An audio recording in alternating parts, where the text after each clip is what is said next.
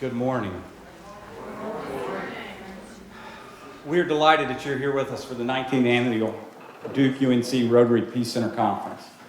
We're also excited to hold a hybrid conference this year with people joining us from around the world online. For those folks, if you will enter your name and location in the chat, we would appreciate that. We're also excited to welcome everyone back in person to the Nelson Mandela Auditorium here on the campus of UNC. It's been a long time since we've been here, and we're glad to be back.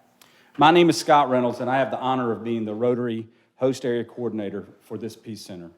Today, we gather around the theme, Peace Reimagined, Sustaining Justice and Hope for the Future. The Rotary Peace Centers were founded to carry out the vision of the Rotary Foundation trustees, and it has been a tradition since the Duke-UNC Rotary Peace Center was founded to invite the trustee chair to welcome the participants. I am honored to introduce Trustee Chair John Germ, who is not only the 2021-22 Rotary Foundation Trustee Chair, but is also a past Rotary International President. Although John has a lot of Rotary accomplishments, the one that stands out above all others is his leadership as Vice Chair of the Fund Development for Rotary International's Polio Plus Committee. He has also led the $200 million challenge, which was the fundraising effort where more than $228 million were raised toward a $355 million challenge from Bill and Melinda Gates Foundation. In addition to receiving Rotary Service Above Self Award, the Rotary Foundation Citation for Meritorious Service, and the Rotary Foundation Distinguished Service Award, John is also a recipient of the Boy Scouts of America Silver Beaver Award. He has been recognized for his many service contributions in his home state of Tennessee and truly embraces the Rotary motto of service above self. He and his wife, Judy, are foundation benefactors and members of the Arch Clump Society. John has provided us with a videotaped welcome as he was unable to attend in person today. Good morning. As trustee chair of the Rotary Foundation, I am pleased to be part of this very special occasion. Unfortunately, I could not be with you in person because of a series of conflicts has conspired to keep me from being with you in Chapel Hill. I was there many years ago and really enjoyed the participation and hearing of all the great work that each of our scholars are doing. Many of you are also joining this year's Duke-UNC Rotary Peace Center Spring Conference virtually. And I know that you join me in fervently hoping that next year we can all meet in person to celebrate this remarkable program. Next year will mark the 20th anniversary of this center, and we are already planning for the celebration. So plan to join us in person in April of 2023, because I look forward to being there with you. The Duke-UNC Rotary Peace Center is a jewel in the crown of Peace Center's program, envisioned by the Rotary Foundation to honor the memory of our founder, Paul Harris. With our 7 centers at 8 universities, the centers are expanding their impact as each new class adds their expertise to solving conflicts in communities and globally. And the number of Rotary Peace Centers continues to grow. We're in the middle of a search for the university that will enable us to establish a regional peace-based peace center in the Middle East or North Africa. We hope to announce the results of that search this fall, with first class beginning in 2025. I extend my sincere thanks to the co-directors, faculty, and staff who have helped the Duke-UNC Rotary Peace Center thrive. You're the guiding force that together create the environment for learning. With the graduation of this year's class, Duke-UNC will have launched 168 Rotary Peace Fellows into careers throughout the world that promote peace and resolve conflict. I believe in Rotary, and I'm an optimist. I believe that there is cause for optimism about the state of our world. At a time when we continue to face a world that struggles, we must remember that we are making progress. We are on the verge of eradicating polio. We are creating communities that support differences of opinions, differences of religions, differences of beliefs. We're not always successful, but we are working together, and sometimes we can even see our progress.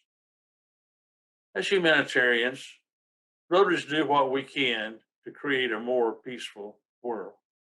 As trustee chair of the Rotary Foundation, I bring congratulations from the foundation's leadership and from the 9,600 Rotarians who have supported this peace program. We're very proud of the class of 2022. So thank you for allowing me to be with you, although virtually, to extend heartfelt congratulations. You have accomplished a lot, but there's a lot that still needs to be done if we are to create world peace and understanding.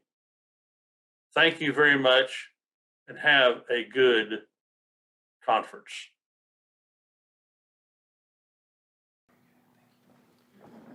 We'd now like to take a moment to express our gratitude to the donors who have sponsored our annual conference. Jennifer Jones and Nicholas Krasic, Nicholas and Ernestine Louise, Karen Wentz and Ron Apoon, Frank and Shirley Ford. I would now like to recognize the members of the Duke-UNC Peace Center Advisory Board. You will be hearing from some of them during our conference today. Susan Carroll, of course, is our Managing Director. John Abels with Duke University. Sharon Thomas with the University of North Carolina. Carol Allen is our Rotary representative. Dominique Deary, who is our program coordinator here at the center. And then Catherine Admay from Duke University and Suzanne Maman from UNC. And then our co-directors emeritus are Francis Latham from Duke and Jim Peacock from UNC. Our alumni members are Carmen Striegel and Muata Satali.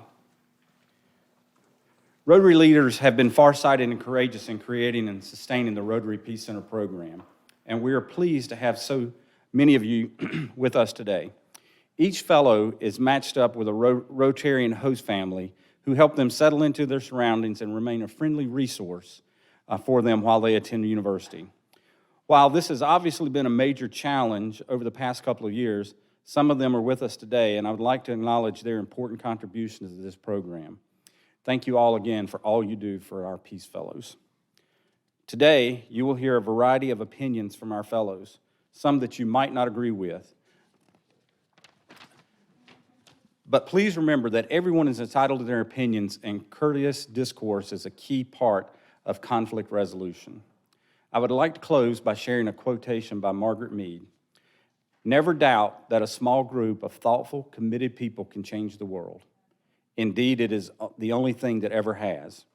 Today, we'll have the privilege of hearing from and interacting with just such a small group of thoughtful, committed people, the graduating class 19 of Rotary Peace Fellows.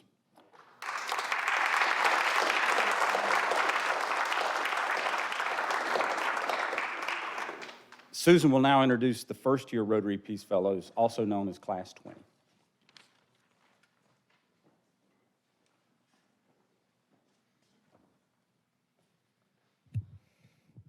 Good morning and welcome to our hybrid, in-person, and virtual Rotary Peace Conference.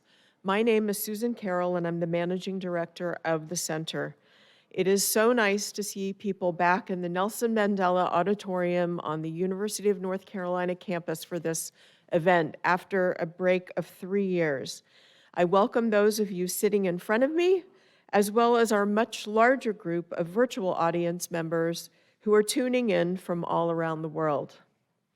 In a few minutes, you'll have a chance to meet our graduating Rotary Peace Fellows who will present the work they have undertaken during their time as graduate students at Duke and UNC. After short presentations, they will participate in a series of panel discussions where you will have the chance to join the conversation by asking them questions. Now I would like to introduce our cohort of first-year Rotary Peace Fellows, and I would like to ask them to all stand up. Almost all of them are here in North Carolina with us, and we hope to have everyone here in August. So studying at Duke University, we have Yared Asfa, Abdadam Batiwi, Sakina Dorajawala, Jibike Olua Fabarade, and Ashutosh Singh. And studying at the University of North Carolina, please stand up, Simon Aseno, Gabriel Bernardo da Silva, Scarlett Hawkins, Mexel Mapuka, and Netta Mishli.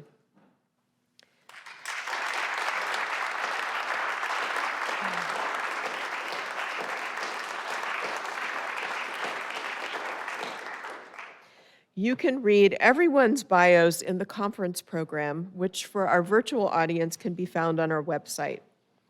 So before we begin, I just want to have a few housekeeping points for our in-person audience. Please don't walk in front of the projector room. It's a little hard to do because there are cameras up there anyway. There are restrooms upstairs as well as downstairs. And please make sure you turn off your mobile phones and all electronic devices and make sure that you're not also tuned into the webinar link while you're in the auditorium. And for all conference attendees near and far, since everyone is able to ask questions, please limit your questions to an actual question. We don't want comments, lectures, statements, and with limited time, please don't start out with, I have 3 questions. You have 1 question.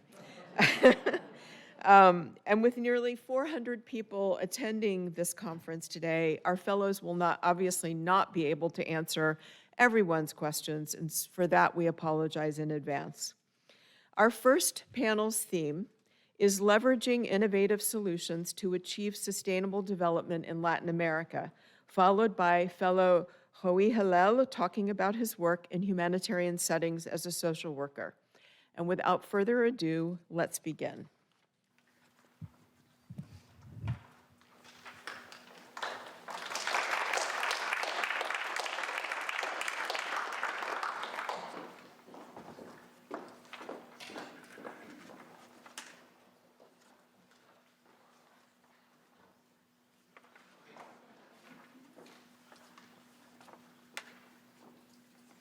Good morning.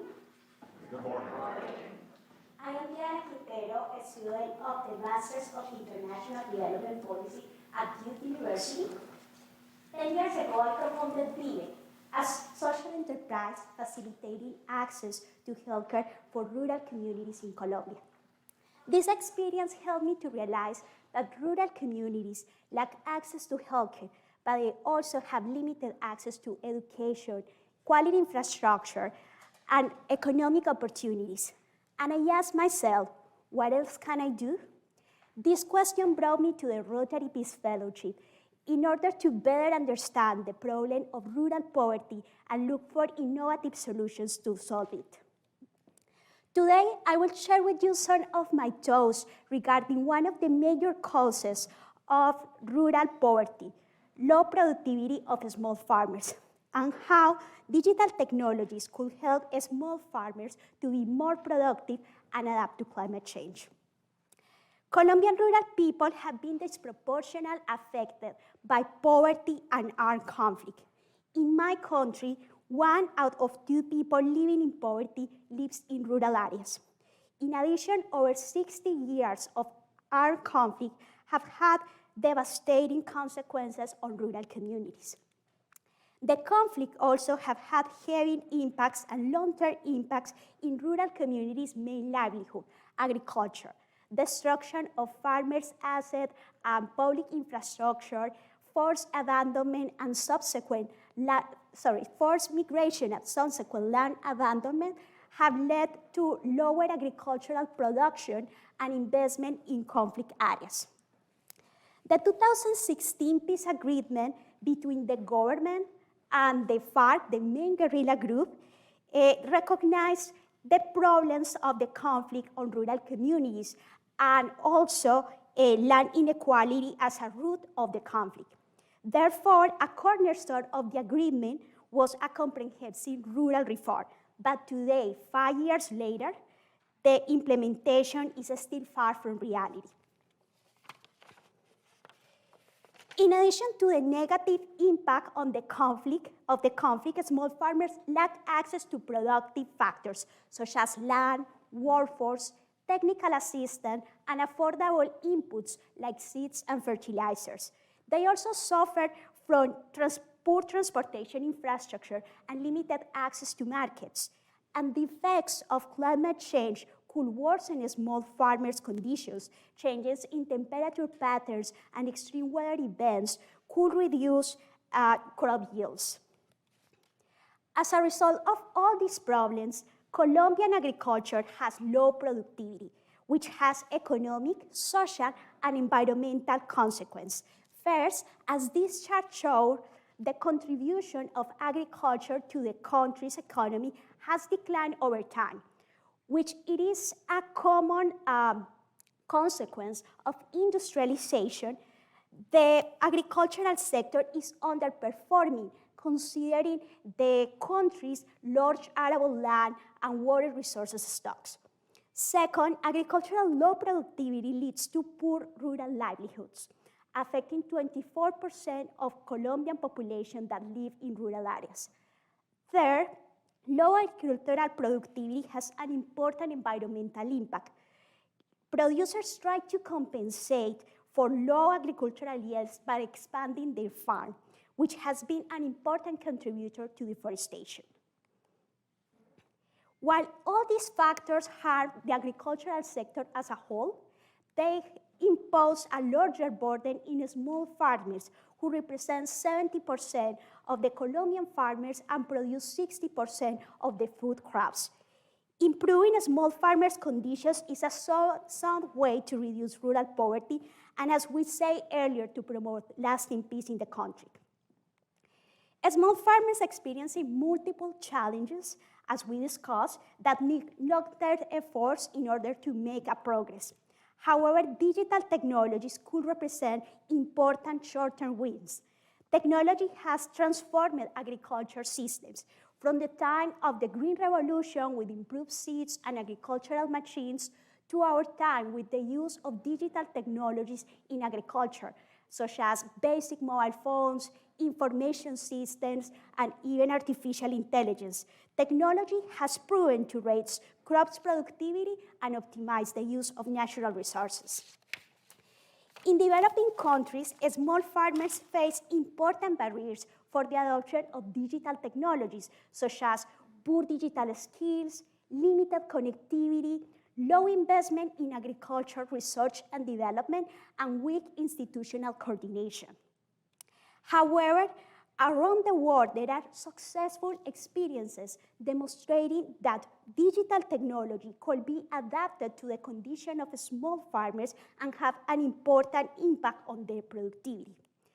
I was particularly inspired for one of these experiences that uses smart advisory to increase the productivity and profitability of 2.5 million small farmers in India while reducing their use of water and fertilizer.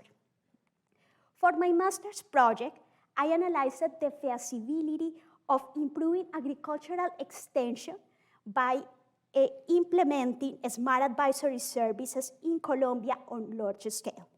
Agricultural extension services takes knowledge gained in research and development and bring it to the farmers through on-farm education and technical advisory services. These services are critical to facilitate the dissemination of knowledge, technology, and good practices, but in traditional in-person extension is costly, inefficient, and also unsuitable for large coverage. In Colombia, it reaches only 60% of farmers. Digital technologies reduce the cost of information and offer new modalities for knowledge development and dissemination. Thus, it could provide suitable solutions for the problems of agricultural extension by reducing their costs and expanding their reach. Smart advisory is the use of digital technologies to provide meaningful, customized, and real-time advice to farmers. Smart advisory services integrates data from different sources, as we can see in the graph, such as satellites and drones, localized weather forecasts, and soil sensors. Uses algorithms and math models. Agro experts also support the analysis of this data and translates this data into specific recommendations on what crops to plant, the amount of fertilizer to use, and when to irrigate. This information is delivered to farmers in different ways, such as calls, SMS, videos, etc. In India's case, beyond of providing advisory services to farmers, smart advisory services, they also connect small farmers with potential clients and suppliers. In Colombia, there are few experiences of smart advisory, but all of them are in pilot or in a small scale. To do better and replicate the India's model in Colombia, I look at what has made this model successful and identify 4 key success factors. First, it is commercially viable and private sector-led. In India, in the case of India, it is a technology company that runs and implements the model, but in Africa, for instance, are mobile networks operators who are the ones that provide similar services. Second, they use innovative pricing models. In most of the cases, the farmers doesn't pay directly for the service. Instead, agricultural input suppliers and agribusinesses are the ones that pay for the service. In Colombia, participation of a farmers' cooperative could be an important enabler of this model success. Third, public-private partnerships is a critical part of the model. The government, research institutions, and universities have a critical role as data providers. Fourth, small farmers have also to be active actors, as their knowledge is a key source of data. Thus, the platform should facilitate peer learning processes. In conclusion, to achieve lasting peace in Colombia, small farmers must see a future in agriculture. This will require that they increase their productivity and access to markets. This could be facilitated by innovations such as digital technology.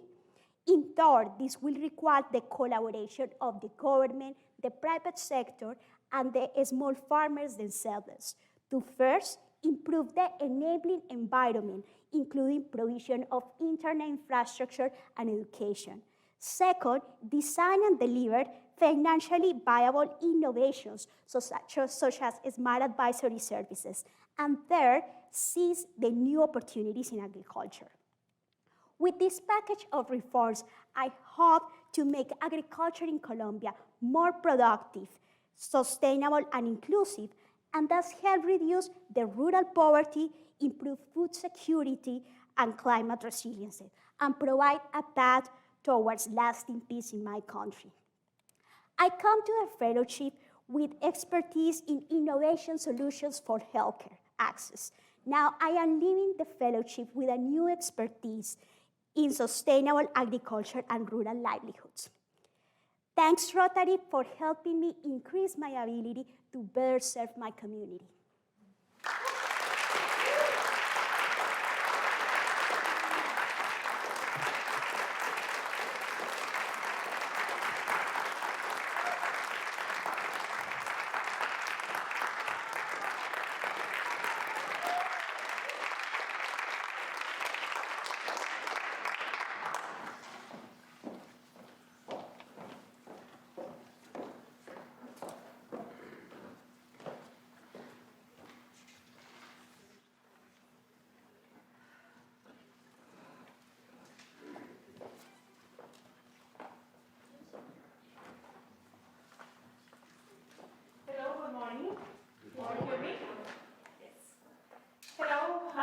Campos.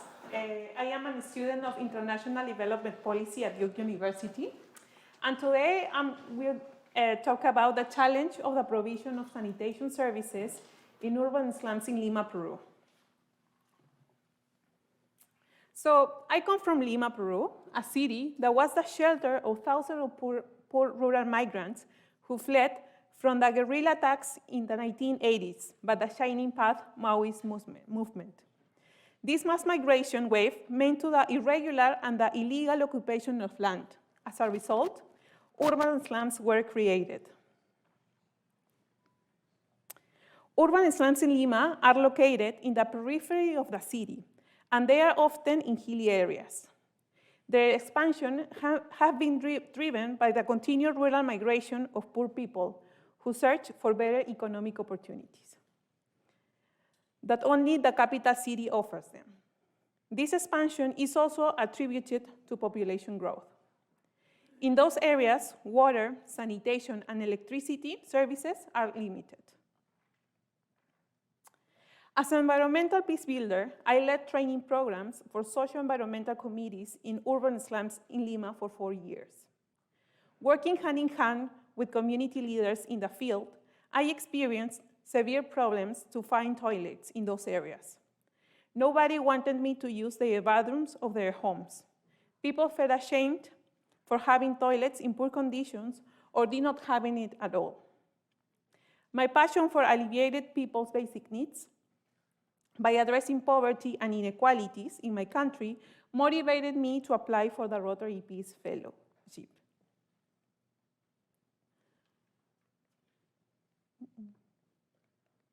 I think it's not working.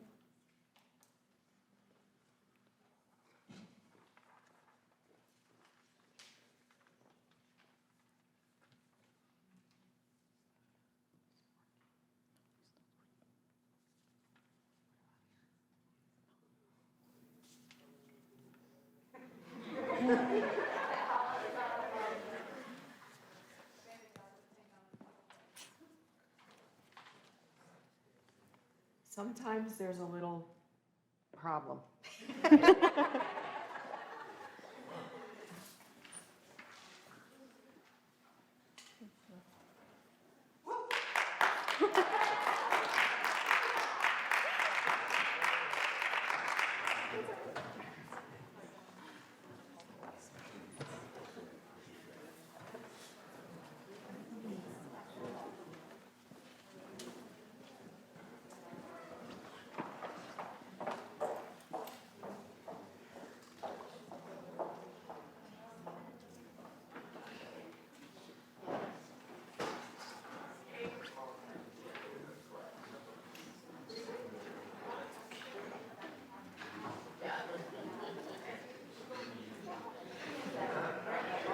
Working? Okay.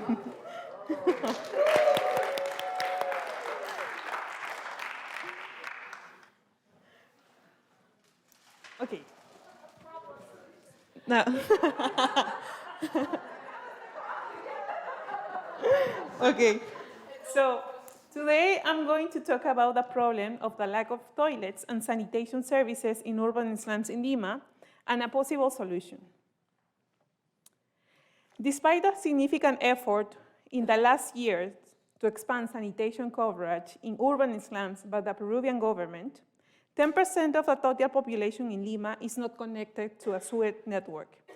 This figure represents 800,000 low-income households located in urban slums.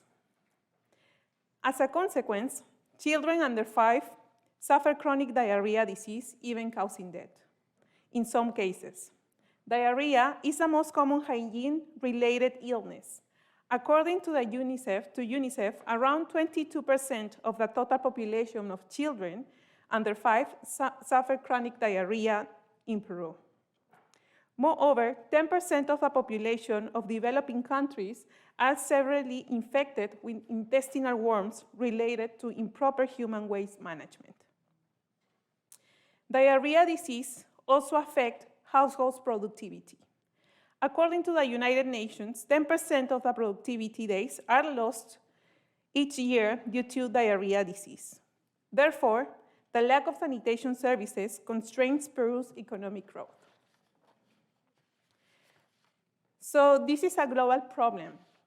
That is why the water, sanitation, and hygiene sector is a priority for the United Nations and the Rotary International. So the big question is, why it is so difficult to provide traditional sanitation services in urban slums in Lima? Well, there are 3 reasons that answer this question. First, urban slums are located in hilly, steep, and rocky areas prone to landslides. Those topographic conditions challenge the water and sanitation utility to execute projects and increase the total cost of these projects by up to 20% more. Second, slums dwellers lack property titles due to their informal housing status. Consequently, utility firms are less willing to invest pipes and other engineering activities in those areas due to the high probability of eviction. Third, Lima is the second driest city in the world. Water is scarce, challenging the provision of flush toilets and making it more difficult in a context of climate change. Additionally, the government doesn't have the capacity to provide traditional sanitation services in urban slums because of the lack of priority for spending money in the urban poor. The Peruvian government also has limited financial resources, poor technical capacity, and corruption. During my studies at Duke and UNC, I learned that complex problems need to be addressed differently, and innovation is critical to achieve universal, safe, adequate, and affordable access to sanitation and hygiene by developing new technologies through innovation. Additionally, ensuring good governance, optimizing financing, collecting data and information for better decision-making, and building capacity to improve services delivery are another key elements to achieve the goal. Most urban sanitation initiatives rely on facilities that separate human waste from human contact to reduce transmission of pathogens. The most common types of wet and dry sanitation technologies are in the form of flush toilets and pit latrines. But as cities continue to expand at high rates, these technologies are not feasible or not safe, and don't ensure safe disposal of the waste produced. In the type of dry sanitation technologies, container-based sanitation approaches have been gaining global traction as an effective and affordable service, and is recognized by the World Health Organization. So here's how it works. Container-based sanitation system includes a dry toilet and the collection, transport, and final disposal of human waste. The dry toilets collect human waste in a container, and urine infiltrates into the ground through a separate opening. The containers are collected once a week and transported to the treatment facilities. Container-based sanitation systems have several attributes. It adapts to a rough topographic conditions and is easy to install. It is portable, allowing users to move their toilets to other places if they suffer from eviction. CBS doesn't use water, increasing adaptation to water shortage. Instead, it uses dry cover, materials such as sawdust to prevent foul odors, and flies, which are vectors of other diseases. CBS includes the whole sanitation chain services.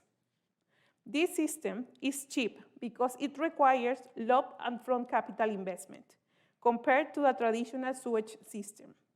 Also, it is cost-effective according to the World Bank report in 2019.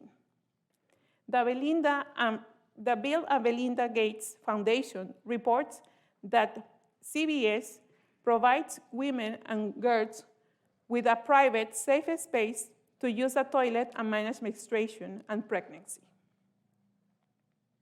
Most importantly, this technology contributes to country sustainable development. It integrates the circular economy approach, in which human waste is treated to create sustainable products, such as animal feed for agriculture applications, solid fuels, and biogas. And it also creates jobs and promotes research and development. CBS systems have been implemented by social enterprises around the world. Social enterprises are committed to promote inclusion, well-being, dignity, progress, prosperity, and peace in community, and also sustainability. They are a great way to promote this kind of technology. Two of them operate in Latin America and the Caribbean, such as Sol in Haiti and Sanima in Peru. Social enterprises can alleviate the global sanitation crisis. To achieve that, the government should develop and implement a legal framework to include container-based sanitation systems as a short or long-term solution. And it also should develop regulations for the management of and treat human waste, and provide financial resources to increase service coverage. The private sector should be a partner for delivering services on time. Civil society organizations, such as the Rotary, should raise awareness of the problem and advocate for container-based sanitation solutions. And communities should increase demand to fulfill their basic needs and improve their well-being. So in conclusion, sanitation services improve our quality of life by reducing risk of sicknesses, increasing productivity, and also improve people's dignity and self-esteem. In Peru, urban slums, to solve the complex problem of poverty, inequality, poor health conditions, and social exclusion, it is essential to address the lack of sustainable and affordable access to sanitation services. For that, we need to focus on, first, new available technology sanitation solutions, and second, public-private partnership to increase coverage of sanitation services and ensure their high quality. So thank you so much for your attention, and thank you so much, Rotary, for this great opportunity.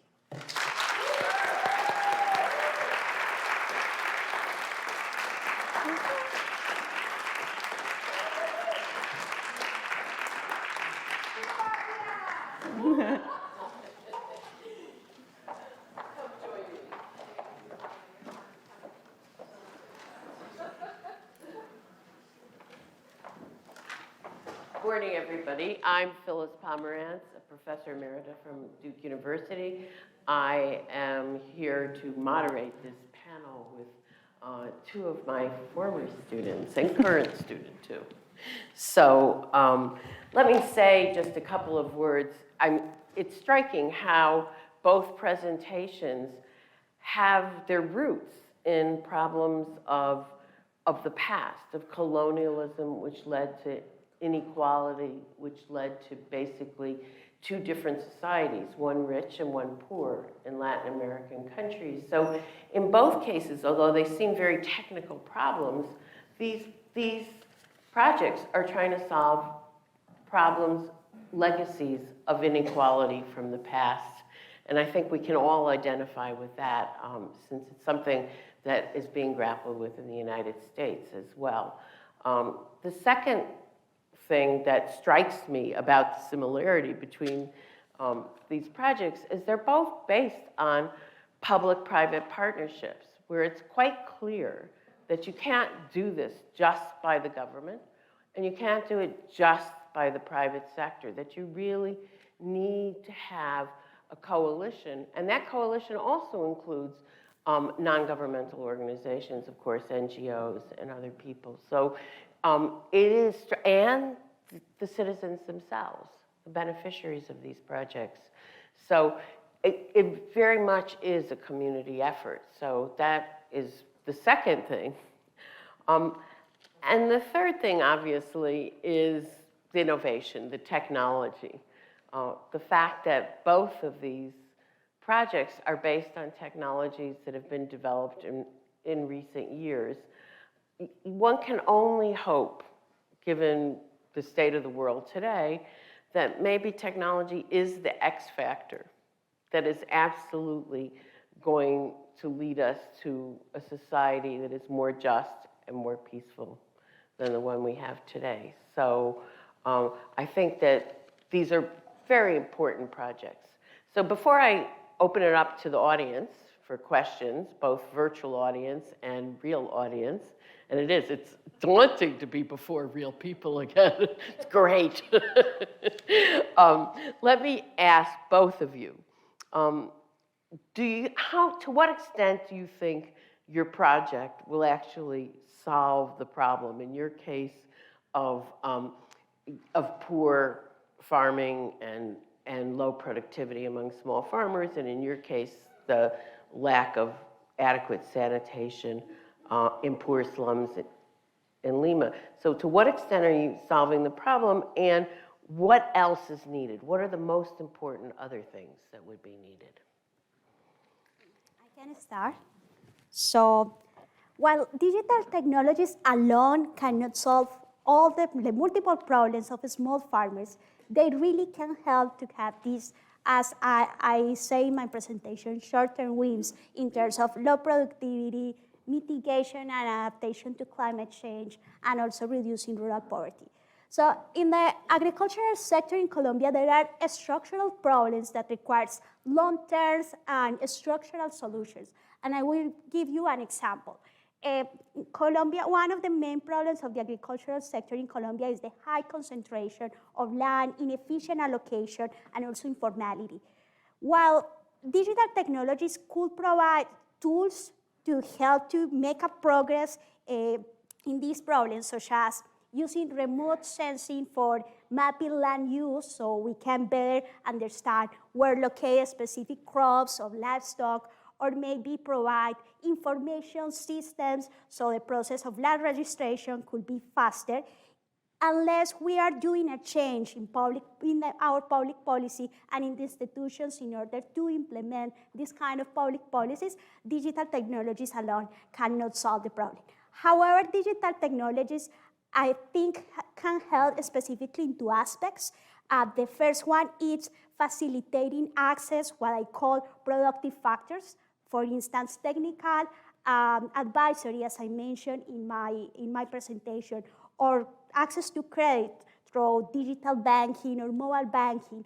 And also the second part that is really important, and I think is the make impact that digital technology could do in agriculture, is helping farmers to use these productive factors in more efficient way, and also natural resources in more efficient way.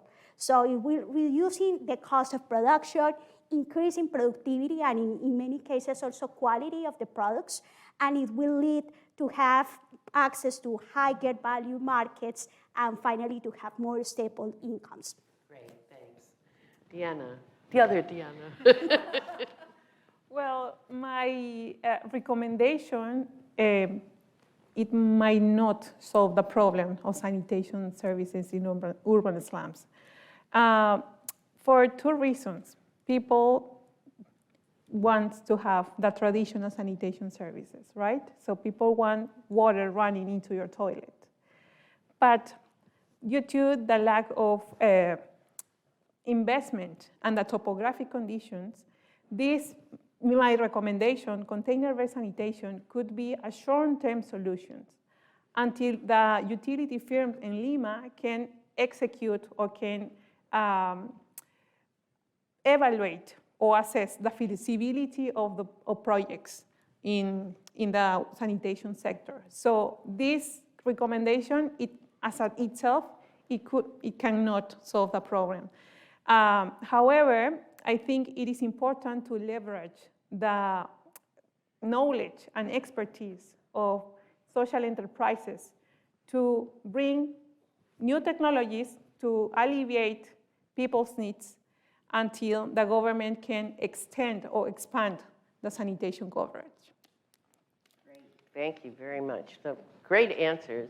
I'd now like to open it up to the live audience in front of me for questions, and also to the virtual audience. We're going to go back and forth, I think. Go, Jim.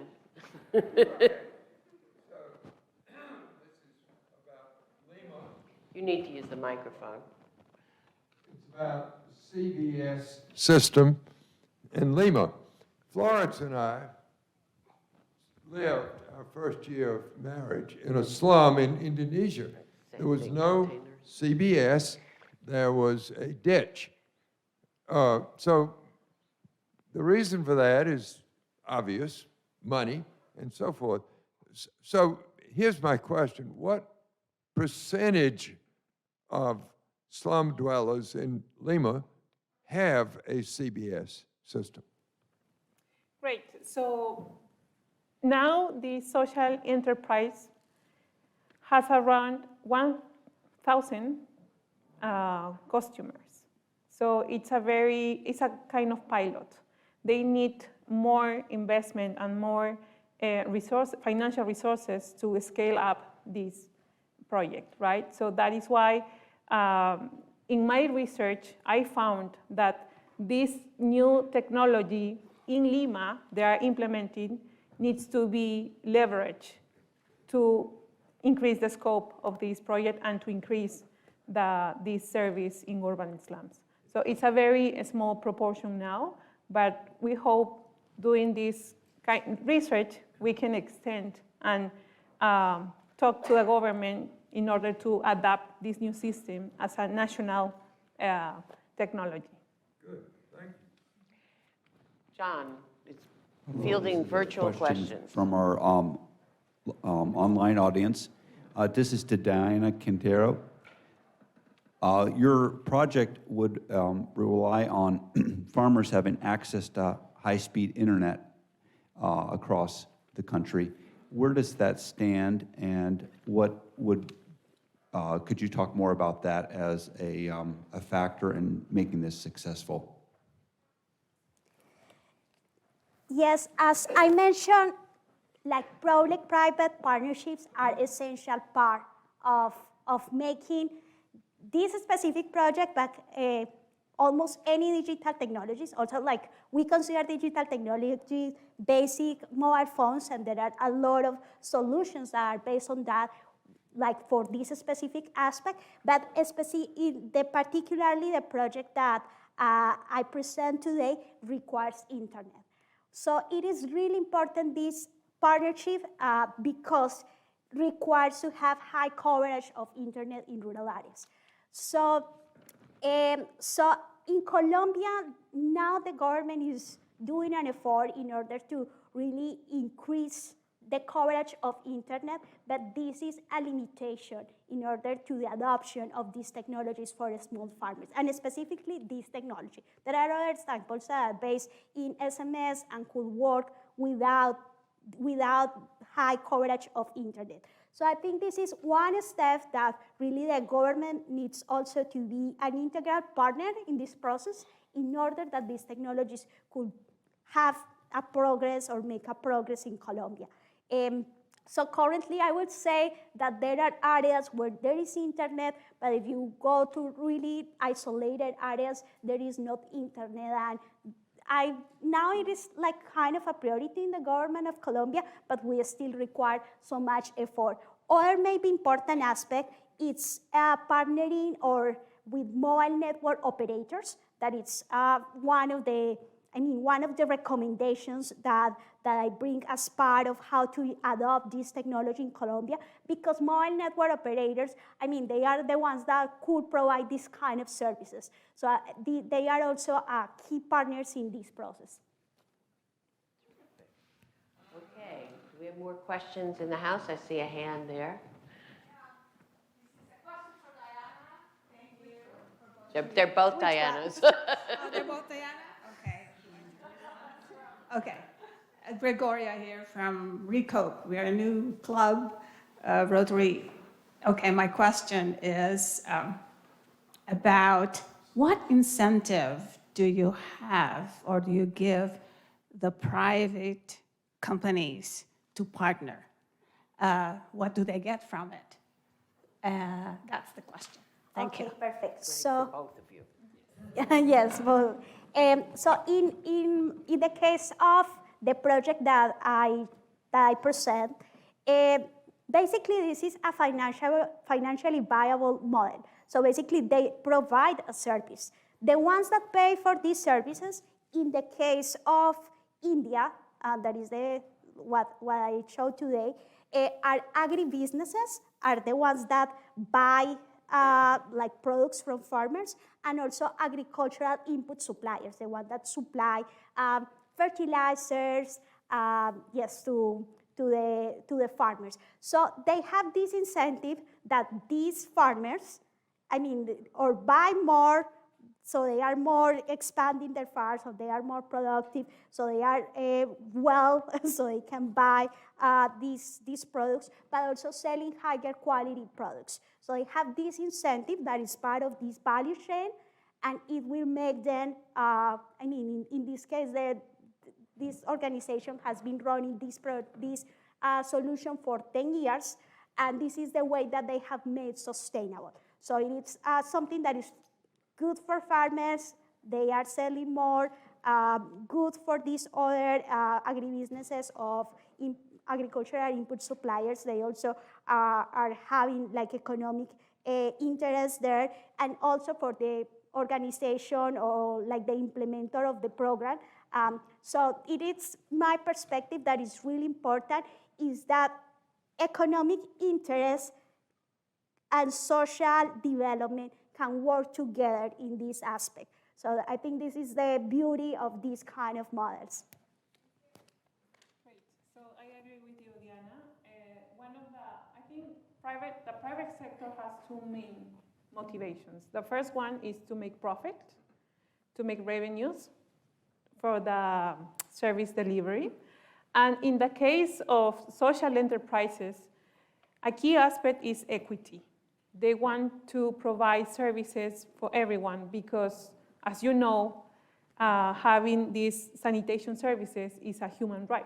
So they want everyone has these kind of services in their homes to improve their livelihoods. So I totally agree with you, mainly are financial resources, and in my case, for social enterprises, is equity and reducing inequalities. I think that I want to underline the point that the private sector, of course, needs profit, and profit is a motivation. But also in Latin America, the private sector has become a very important motor for social change, because I think the enlightened part of the private sector really understand that is how change is going to happen and how more equity is going to be introduced into these societies. Let's go back to John and the virtual audience question. Yeah, this is to Diana Campos, and there was interest in what the cost is for CBS system, the unit cost, and then also would you expect that to go down as it could increase the capacity to put these in? Yes. Well, the cost per household is around $12 to $15 per month. That includes the toilet and also the collection and the transport of the human waste to be treated, right?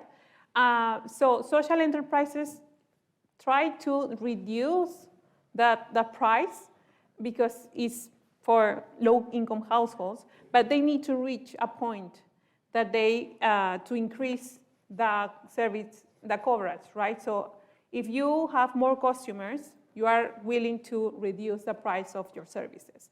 But at this time, they are struggling because they haven't reached that point. Why? For two reasons. The first is because people don't know much about these new systems. And second, because they want this kind of traditional sanitation services. They want water running into their bathrooms, right? So there is the Peruvian government or social enterprises and also NGOs need to work to increase awareness about what other kind of technologies those people can use until the traditional sanitation services can be adapted in their homes. Thanks. A question from the live audience? GBK, I think. There? Nope. There you go. All right, thank you. The light is in my eye right there. It's fine. Thank you so much, Diana and Diana. My question is to Diana Campos. So this particular model of CBS works in my country as well, Nigeria, but it's usually run by communities, so themselves. So is there space for the social enterprise model to be adapted by the community groups themselves? So not just focusing on organizations that already exist, but helping communities sort of transform into social enterprise models so it can be sustainable. In the Peruvian case, is that something that you see as an avenue for scaling these solutions?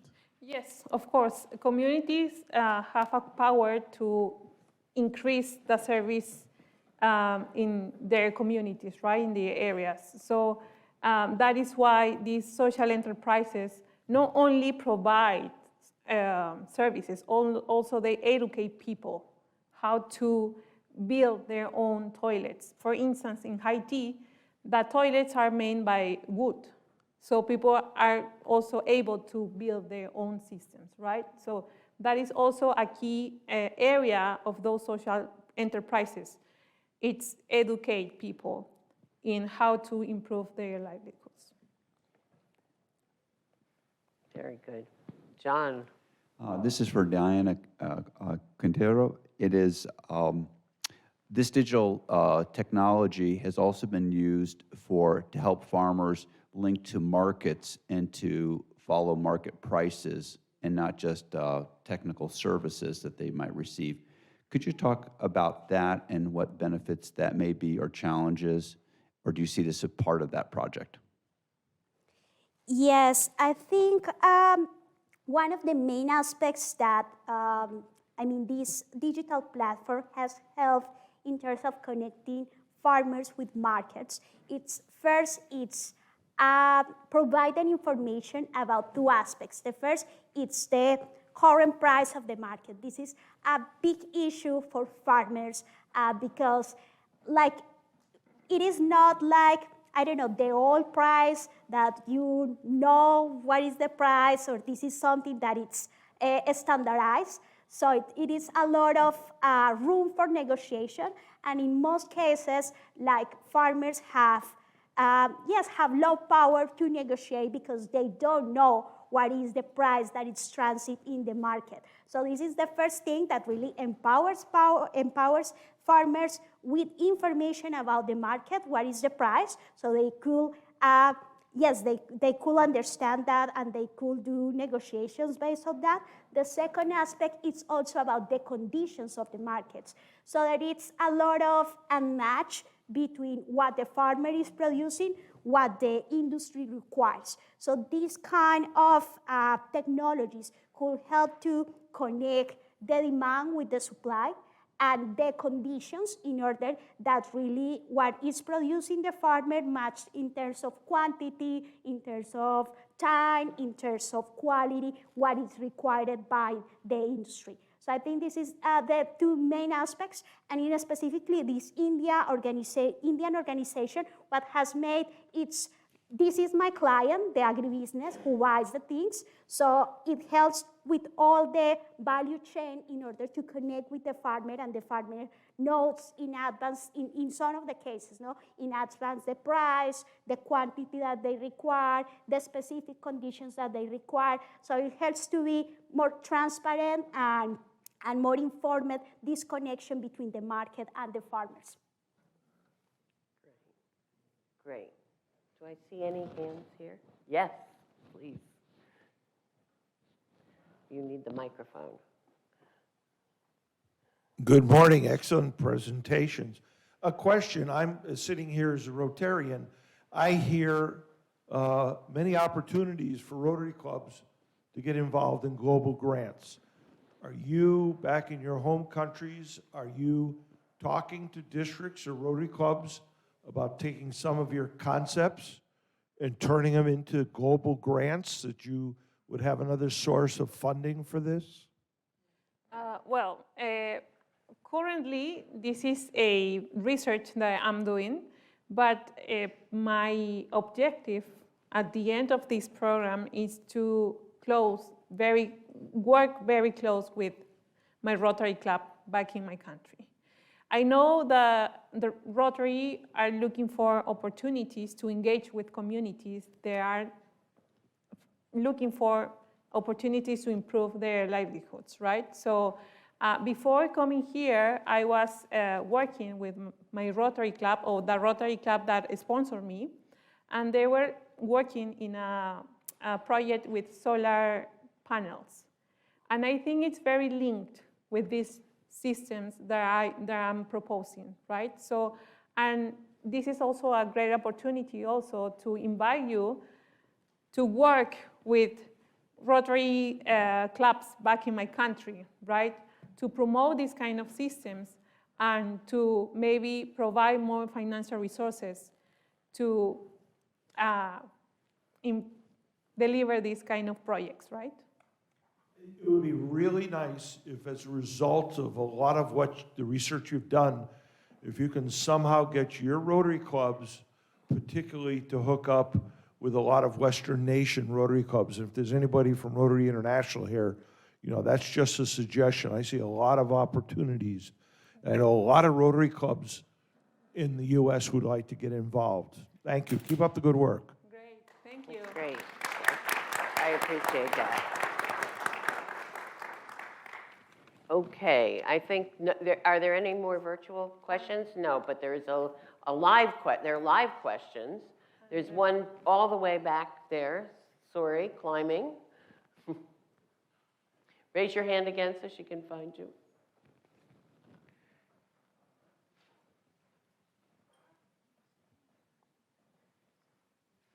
Hello, good morning. Is it on? Okay, sorry. Hello, good morning. I'm Jeff Frazee from the Dominican Republic, and I'm here representing Methodist University with the Rotary Club. Thank you for your presentations. My question is for both of you. How can organizations make sure that this project or the awareness that they're gonna provide is gonna reach the right sectors and communities with social factors like the lack of internet connection and electricity? In other words, how can you ensure that the services that both of you need go to the right communities? That they're not sort of, in the case of digital services, that they go only to larger farms, or again, that the priority is put on doing traditional sanitation in other parts of Lima. What can you do to help make sure that the communities you want to serve will actually be served?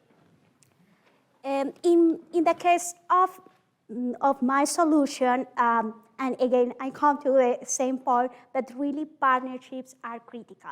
And I mentioned in my presentation one of the most important aspects, and especially in Colombia, because really farmers cooperative, not all farmers are part of farmers cooperatives, but for the adoption of a technology, they are the first one that we need to involve and address. And when I refer farmers cooperatives, they are small farmers. Like one example is coffee growers, like they are 500,000 families that are part of a big national federation of cooperatives. So when you partner with an ecosystem player, that is, for instance, these farmer cooperatives, you ensure or you understand or you have access to information what are the characteristics of the communities that you are trying to address with this service. So I think this is the first aspect, that it's partnership with farmer cooperatives, with NGOs, with organizations that are already on the field, understand what is happening,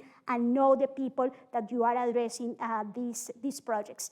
The second aspect, as I mentioned, it's really the government, in this case specifically, for provision of internet infrastructure and also improving education, because other aspect is poor digital skills. It's really important also that the government is involved actively in these kind of projects. Great. So in my case, working very close with NGOs are very key to understand and know what are the target population.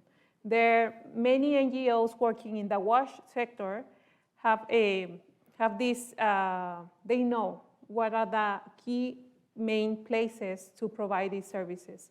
And also, I think it's important to work with municipalities, the local governments. They also have,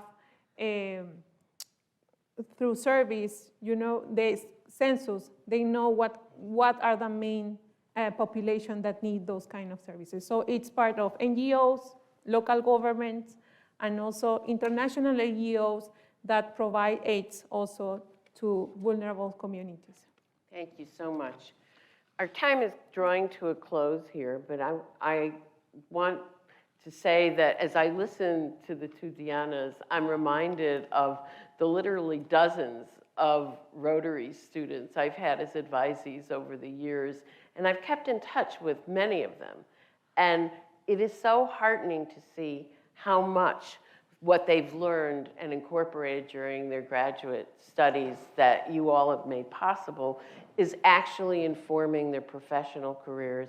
And they are all very much grateful, every single last one of them, to the support that was provided. So it's just nice to see yet another great example. So please join me in congratulating the two Dianas on an excellent presentation. Woo!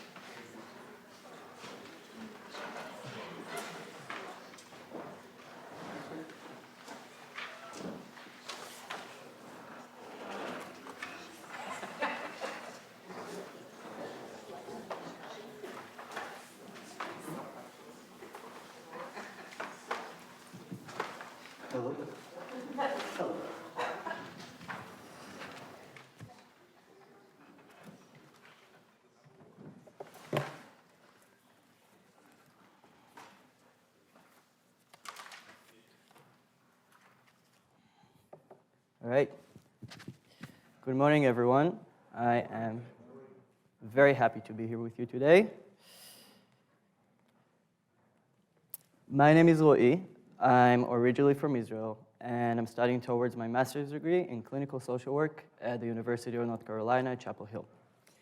I focus on child mental health, and I do this through my internship in a psychiatric clinic where I conduct therapy and mostly play therapy with children and families, and also work for UNICEF on developing new interventions for mental health for children and adolescents. It is well known that children are at risk of presenting new symptoms of mental health disorders in the aftermath of a traumatic event, such as living in a war zone or being exposed to a natural hazard.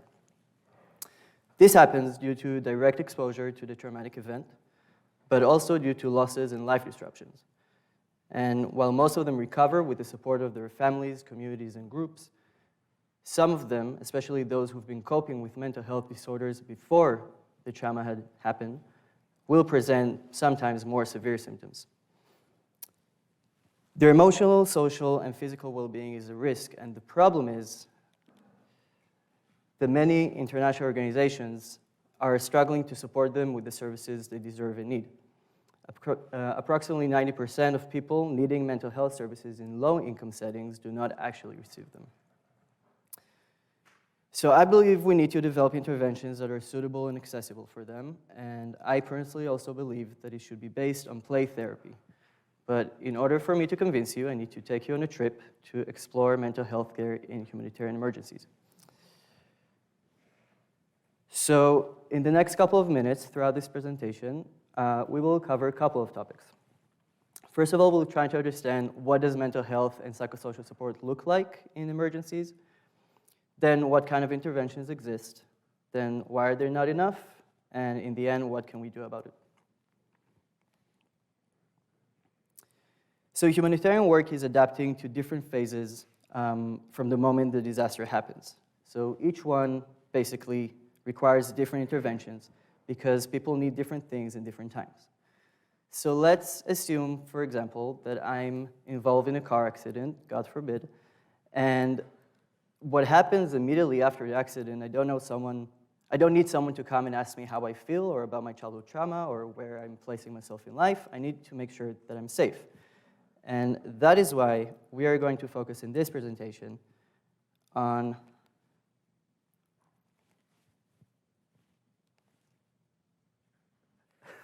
the last two phases, the recovery phase and the return to life phase, where deeper emotional work can actually happen. So let's go a little bit deeper. In the humanitarian field, there's another field called mental health and psychosocial support, or MHPSS. And this approach that you see here has been formed by a committee called the Interagency Standing Committee. They got the mandate from the WHO, and they created this pyramid in 2006. Basically, this pyramid is differentiating between two kinds of services, psychosocial support and mental health. So let's start with understanding psychosocial support.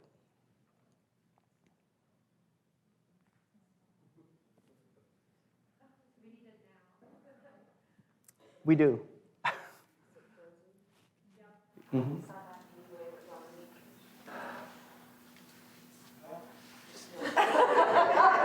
Hello, Dominique.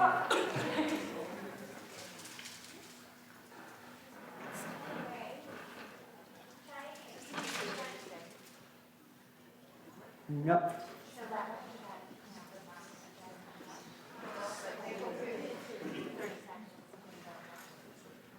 Mm-mm.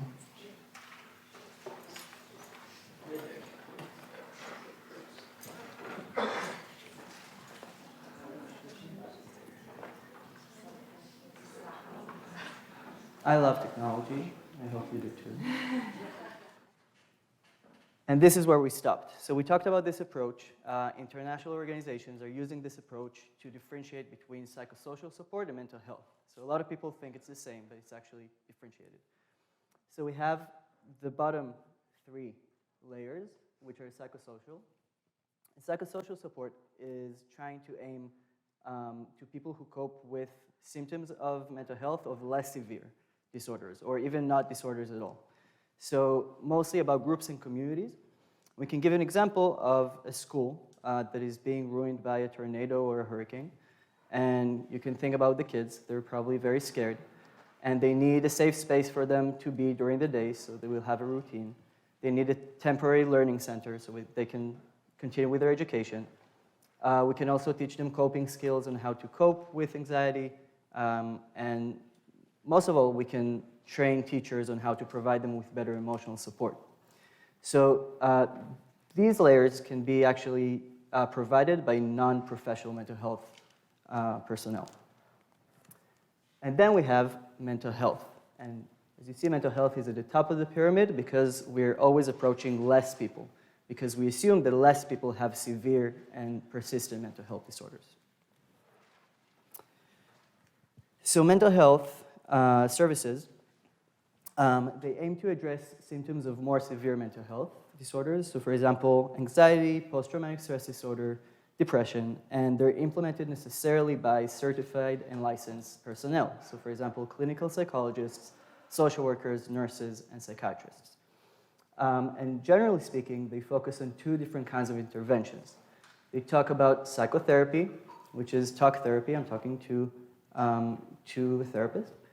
and pharmacology treatment or psychotropic meds. So for example, someone who is coping with depression might be given antidepressants.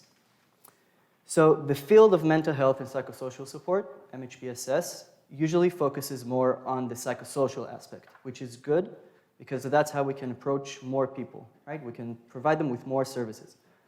The problem is that we still leave a lot of children behind. And that happens because of two main reasons. The first one is lack of access to services, and the second one is lack of cultural adaptation. So let's start with the first one. So there is a big gap in providing services between low-income settings and high-income settings when a humanitarian emergency happens. So in low-income settings, one general psychiatrist is available for nearly 2 million people. So you can only imagine what lack of services are existent. And also, if you think about it, if you're, for example, in the rural area, how do you reach to an urban area where most services are located usually?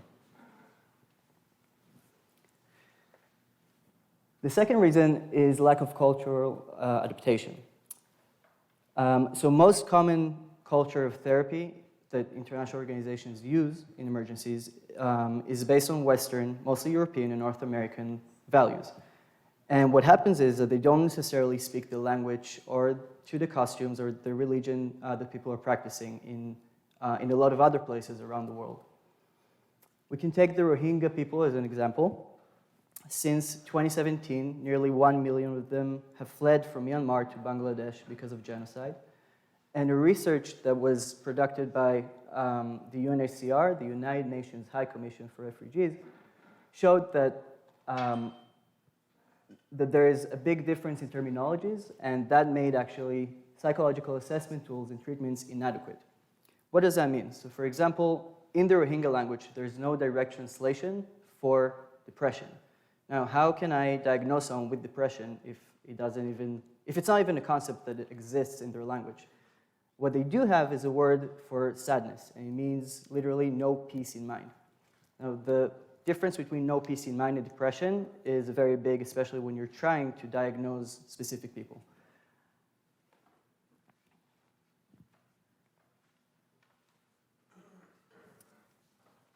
So far we know that many children do not receive proper treatment, and that's due to lack of adaptation to the environment and lack of adaptation to the culture. And I think there is another modality of therapy that has been shown to be really useful in these situations, and also with a lot of different mental health symptoms, and also showing symptoms caused by sense of loss or aggression or anxiety, and that is play therapy.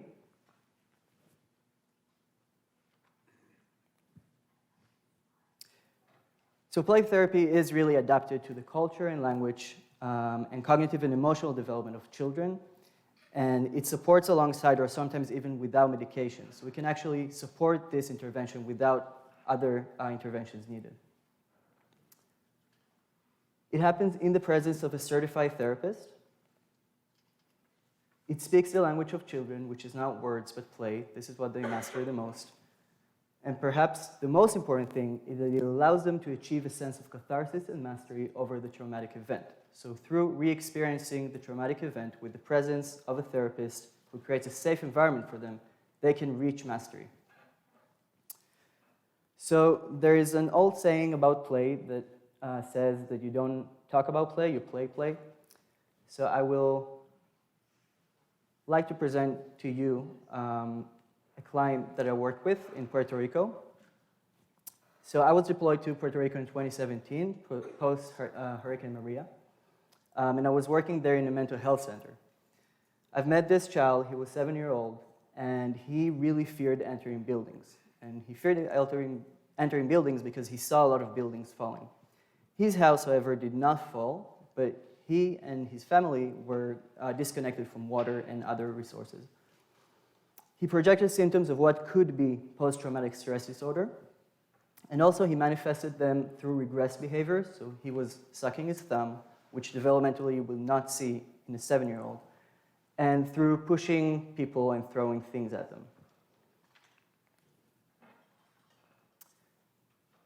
So you can see here photos from the session.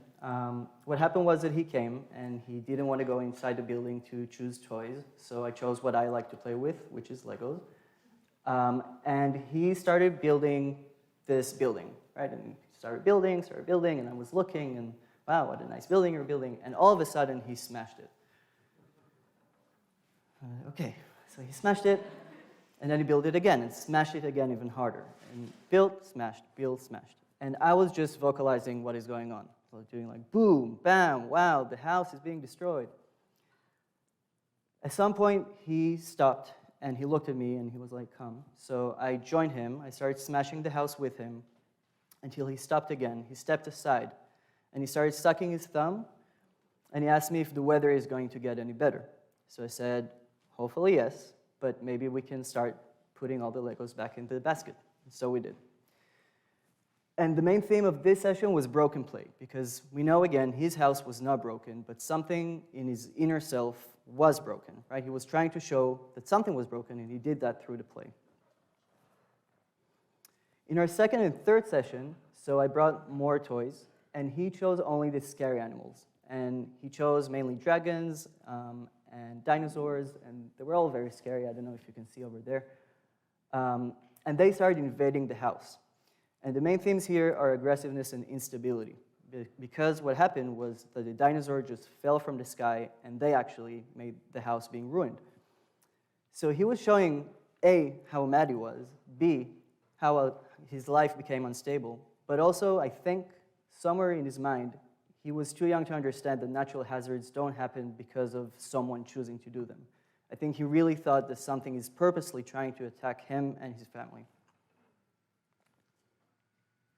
In the fourth session, so he added sweet baby dolls and panda bears that you can see over there, and they were trying to get into the house. So then there was a conflict. The baby dolls and the pandas were sitting on the house, on top of the house, and the dragons were still there, and the house was still being crushed over and over again. But we call this main theme agency and gaining control, because it's the first time that something started changing. He started to try to invade the house and provide this space for himself. In our last session, so something really special happened where he added a kitchen. And you can see here on the photo on the right that there's a kitchen with babies. And we call that main theme nurturing, because what happened was that the house was still being ruined and smashed by dragons, a bit less, but the kitchen stood still, and the kitchen was there to nurture the babies. And we know that the most core need of a child is being fed, right? Water, food.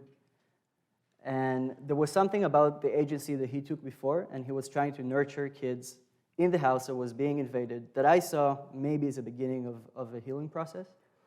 Now, because of the nature of humanitarian emergencies, we had only 5 sessions because we had to close the center. And I do believe that if we would have continued, we might have seen him even healing a little bit more, or at least acknowledging his feelings better.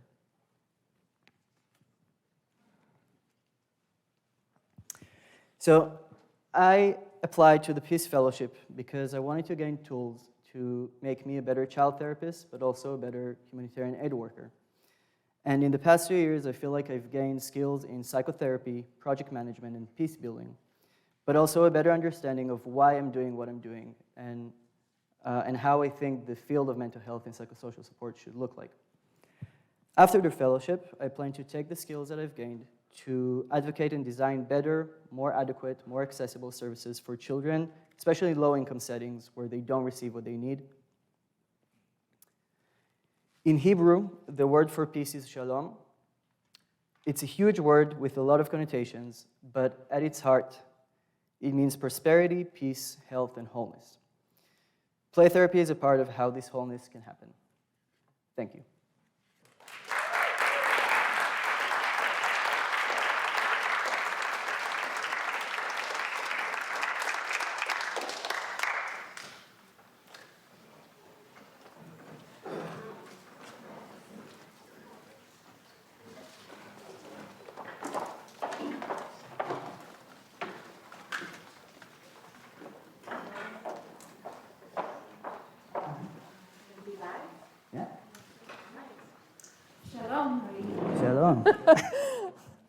you.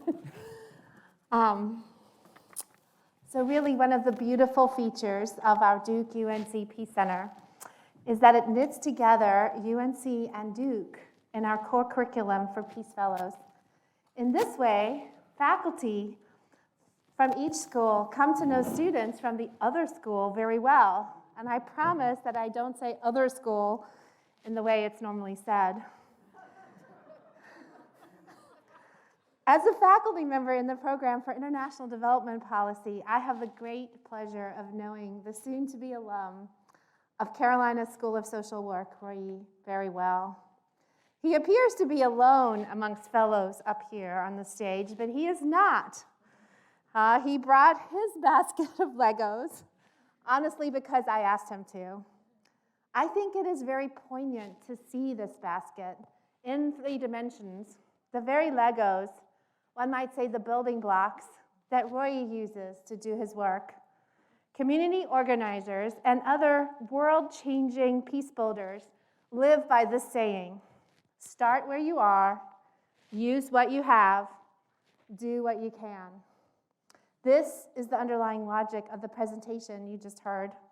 I think it is deeply thought-provoking and inspiring that Roy can turn to serious business and get serious work done by playing. So, as a moderator, I have the opportunity to start with the first question. And I want to get it exactly right, so here I am. Roy, I am thinking of our headline conference title, Peace Reimagined, and wondering about the relationship between mental health, innovation, and peace building. This morning, we've heard from beautiful Diana Campos and Diana Contreras accounts of innovation for peace building. In your domain, how does play therapy innovate? I think that many times when people talk about innovation, so they imagine these like startup companies, like big tech, artificial intelligence, which is great, just not something that I understand in.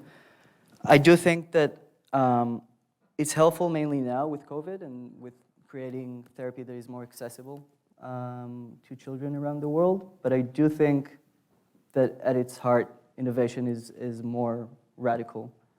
There's something about actually going backwards and saying, okay, we have progressed so much. We've created so many therapies that are more manualized.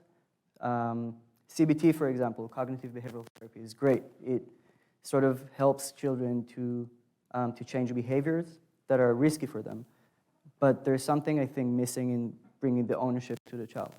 And I think there's something about creating a modality that can be adapted to different settings and actually just let children create their own world of therapy, create therapists from the communities to create their own world of therapy. So that's how I see it being innovative. Yeah. So, my colleague Phyllis Pomerance set the tone for how we would go about engaging with Roy today, which is to ask in serial between those of us who are in the house, as we say. If you could ask a question, and then we'll toggle between in-the-house questions and online, in the world, virtual questions. So if I could ask for the floor to, if you have any to start with. Okay, somebody's getting, can you say your name? My name is Shafiq Parekh. I'm from Raleigh, North Carolina. My question is, has anyone calculated the cost of human trauma, that's inflicted on people by humanity?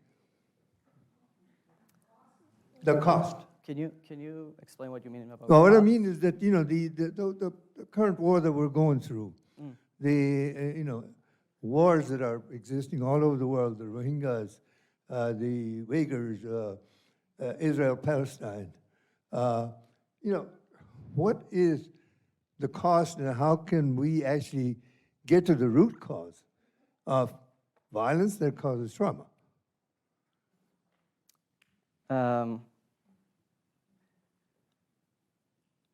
I don't know. I think you're asking a very existential question, right? Because it's, which is great. Because I think immediately what sparked in my mind is that there's something about emergencies that is very lonely. Like when you are being displaced, where you're becoming a refugee, when you're internally displaced, you leave your house, or if you don't leave your house, you leave your routine. And I think the main cause is how many things are just causing loneliness among people, how much communities are often being weakened in their power to provide support. Yeah, I hope that answers your question too. Yeah. Just a quick question. So in that case, I mean, kids who are born into violence and do not see anything but violence, how does one deal with that? With being born into a situation and not knowing anything else, I think you would see in a lot of these communities that in many ways it will seem to outsiders much more resilient because they will take things in proportions, sort of. I think the real cost of it is sometimes really, really holding a lot of anger and grudge that will come out in further years. So I don't think there's something about being born into a situation that really makes you resilient as much as it makes you, there's a social norm of repressing your feelings rather than showing them and processing them. I see you, John. Online, we have a number of quite a few questions, and they a number of them focus on where you began in your presentation was how few trained therapists there are currently, and in your example, it's also a one-on-one experience, and you indicate that you're limited in the number of sessions because of the humanitarian response, and also what ideas do you have then for expanding the services, and could that include virtual play? Someone had referenced the trauma going on in Ukraine, for example, and could virtual play be one way to also expand services? Could you comment on those?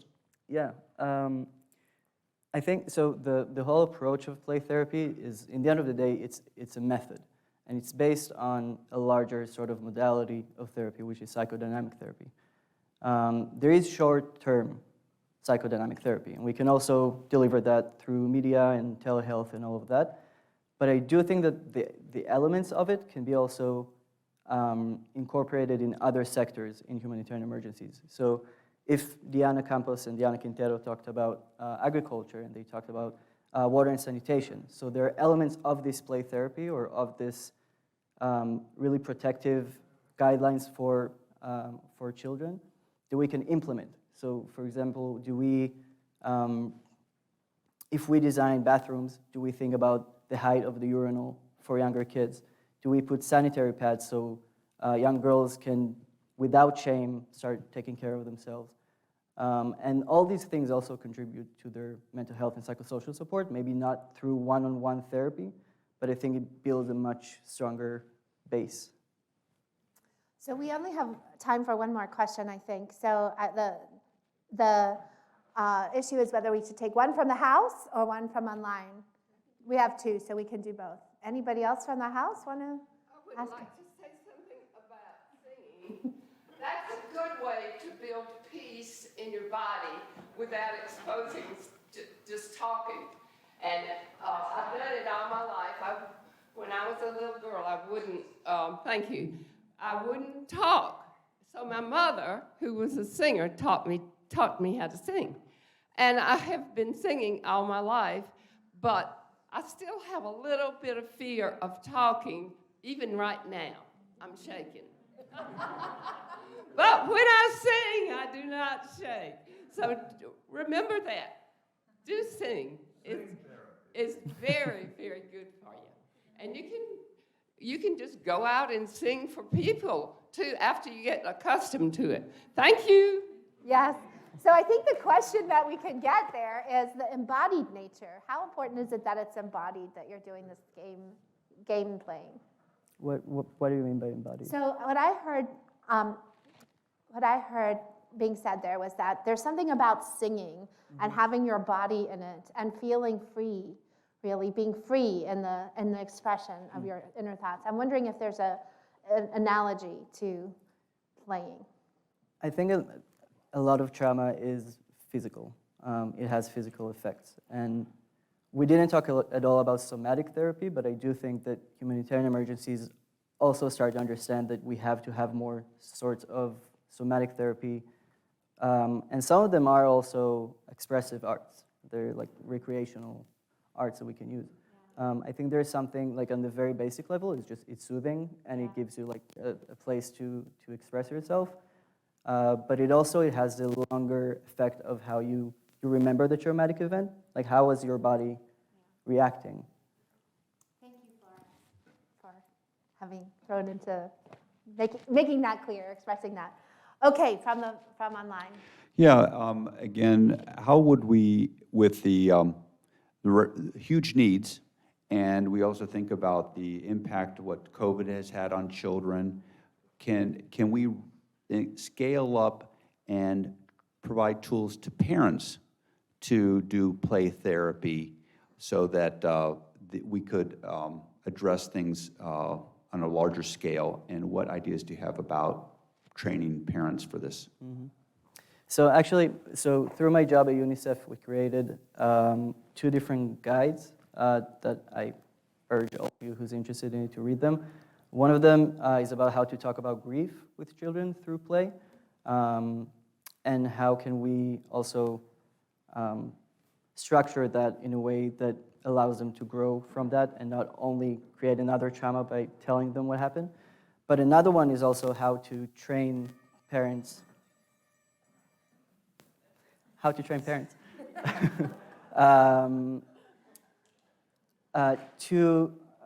recognize some themes in play, and I think that is something that is helpful and in the relation, like in the really unique relationship that there is between a parent and a child, they can also recognize some themes and give them space instead of I'm seeing them being violent in the game, so I want to push that away because I don't want them to become aggressive people.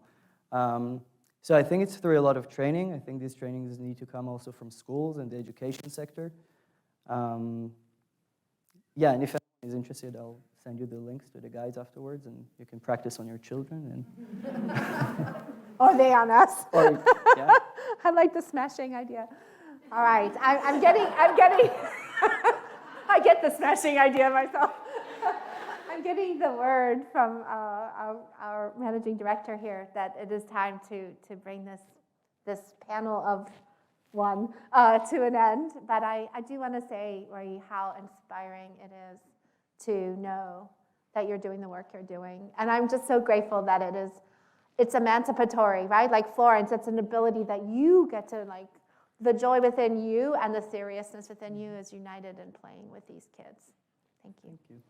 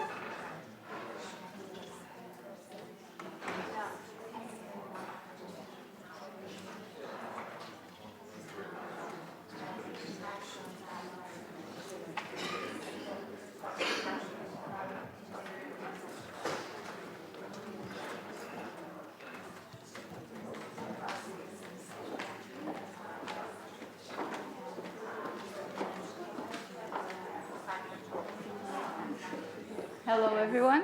Can you hear me? Good morning. My name is Larissa Harari. I'm a Rotary Peace Fellow from Brazil, and I'm studying the Duke International and Policy Graduate Certificate. So today I'm going to talk about strategies for international NGOs to support civil society, CSOs, in Kenya. So INGOs, I mean international non-governmental organizations. And how can INGOs better do policies to support CSOs to be more effective? By CSOs, I mean community-based organizations in Kenya, local NGOs, and advocacy groups. And why this topic? Let me start saying that I'm not Kenyan, and I have still much to learn about the country. But I was there for 6 months in 2016, and I was deeply impacted by the organizations and the people I met there while working with educations in slums and remote areas of the country. Sorry. At the same time, Kenya is a big hub for international development, receiving a lot of aid around the world and mainly for East Africa. So today, it's important to learn about Kenya to know how international development can better work and better work for peace and sustainability. So understanding Kenya is critical. After I graduate from Duke, quite soon, I hope to leverage my experience and research with Kenya to work in international development organizations. So in this presentation, I'm going to talk about why international NGOs need to know how to better support local CSOs. I'm also presenting the challenges that prevent the advancements of locally led development. And at the end, I'll show suggestions on what INGOs can do and be an important partner to empower local CSOs to be more effective and thus reach sustainable and social outcomes. So why is this topic important? International humanitarian organizations have been concerned for a long time on promoting civil society organizations in developing countries. And there's a general agreement on how best to do it. There have been several international meetings with action plans on how to improve aid effectiveness, more ownership and local partnerships, and increase funding to direct NGOs. So the most notable meetings were the Paris Agreement for Aid Effectiveness in 2005, Accra, and more recently, the Grand Bargain meeting in 2016. If we don't take these actions, the programs won't be as effective and sustainable as we hope for, and countries will not reach the sustainable development goals we have agreed, nor we will overcome structural causes of social problems. Not addressing these issues also perpetuate power imbalances where global North actors continues to almost exclusively dictate the priorities for developing countries' development. So unfortunately, most of these principles are far from being implemented. For instance, the direct funding of 25%, which donors committed to reach until 2020, continues to amount only 3% of tracked international funds. Challenges to implementing this agreed principle are many, but I will focus on two main issues. First, the limitations to resources and funding and the short-sighted view of local knowledge and capacity. So the first issue is the limitation to resources and funding. Kenyan resources come mostly from non-Kenyan sources. INGOs and local CSOs, they compete for the same source of funding. Usually, the donors have complicated compliance requirements that limits the ability of local CSOs to participate on the competition. Local organizations are then subcontracted as service providers and do not participate in developing and designing the priorities.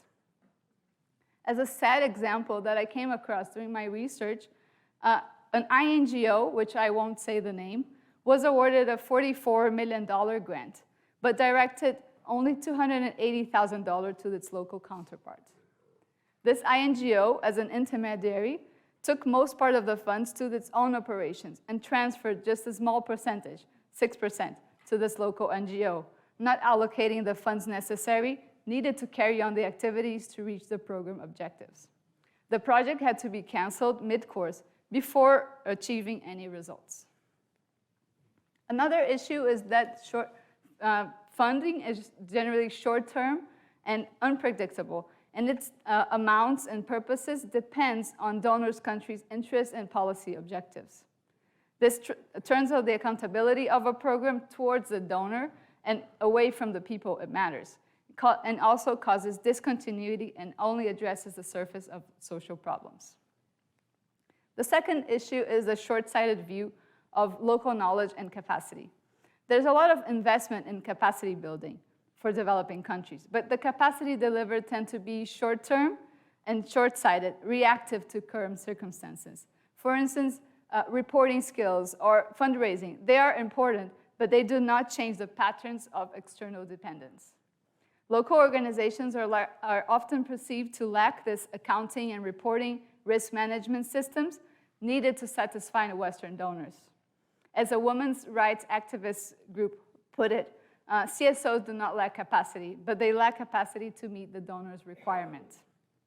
At the same time, we have all heard how international development organizations must take into account local knowledge to carry out their programs. But still, existing local capacities and cultural knowledge is often overlooked. In other words, Global South are perceived as objects of development, lacking the agency and the need for the intervention of the Global North. There's still a tremendous culture of we know better that affects the relationship and the trust between those actors, ultimately affecting the possibility of build, sustaining, and lasting peace. But it does not have to be that way. International NGOs have the resources, capacity, and power to influence this pattern. Changes in the way they relate to civil society organizations in Kenya can have a great impact. So I'd like to finish this presentation exploring potential solutions for these challenges, in a note that INGOs can be good partners for development and effectiveness. So one good strategy is a flexible process of grant making. While it starts with donors, I'm now focusing on what INGOs can do. For example, instead of requiring from CSOs a detailed written proposal, INGOs can ask for simple statements of interest and indication of experience. INGOs can also cover for overhead costs, which are not directly related to the programs, freeing the CSOs to exercise their own judgment on how the funds get used. And I really like the participatory grant-making approach. Instead of donors making decisions on how the money gets used, responsibility is shifted to the community and disrupt the sense of passive beneficiary, while encouraging also a culture of accountability to funding decisions made. So the second batch of potential solutions are a holistic approach to capacity development and local knowledge. All communities have knowledge, culture, skills, and networks that must be recognized. So as we, as international NGOs, adopt this approach, ultimately we will show respect for our partners, behave as if we are going into somebody else's house, and leveraging what they know and do best. So ask yourself, capacity on what and to whom? Who delivers the capacity also matters. It's often that INGOs bring outside experts who may lack knowledge of the context and bring some skills that the people already know. So continuing with INGOs with their convening power can foster the collaboration between local organizations to help us operate as a network. We also have to have clear exit strategies while transferring power and agency to local organizations and developing the capacity for the leadership transition. In the end, identify what are the proactive capacities that will help these organizations to prepare for a constantly changing environment, like adaptive leadership, partnership building, and the use of technology, all of which can be critical for CSO's long-term effectiveness. As an example, the Kenyan Community Development Fund was founded with support of Aga Khan Foundation and the Ford Foundation. The interactions between the INGOs and the local organization was a balance between a hands-on and a hands-off approach coupled with a long-term commitment. KCDF carries a strong community-driven development approach and has had outstanding results, developing local philanthropy and policy influencing pro-poor programs. And as a US-based example, Mackenzie Scott have been giving unrestricted funds to social justice organizations to address systemic issues of social inequalities, carrying out this principle that they must give away a fortune that was enabled by the systems needing of change. So to improve, we must embrace change. We in the international community, we know there are challenges and that we have to improve. There are patterns of behavior that can hinder local CSOs' effectiveness. But there's also willingness to change. And we already know the potential solutions for that as agreed in the Great Bargain and Paris Agreements. So then we have to embrace this change and not fearing losing our place in development because there's a lot of work to be done. This way, we'll all benefit from the collaborative work and impact people's leaving no one behind. So I'd like to finish from this quote from Martin Luther King. Philanthropy is commendable, but it must not cause the philanthropist to overlook the circumstances of economic injustice, which makes philanthropy necessary. Thank you.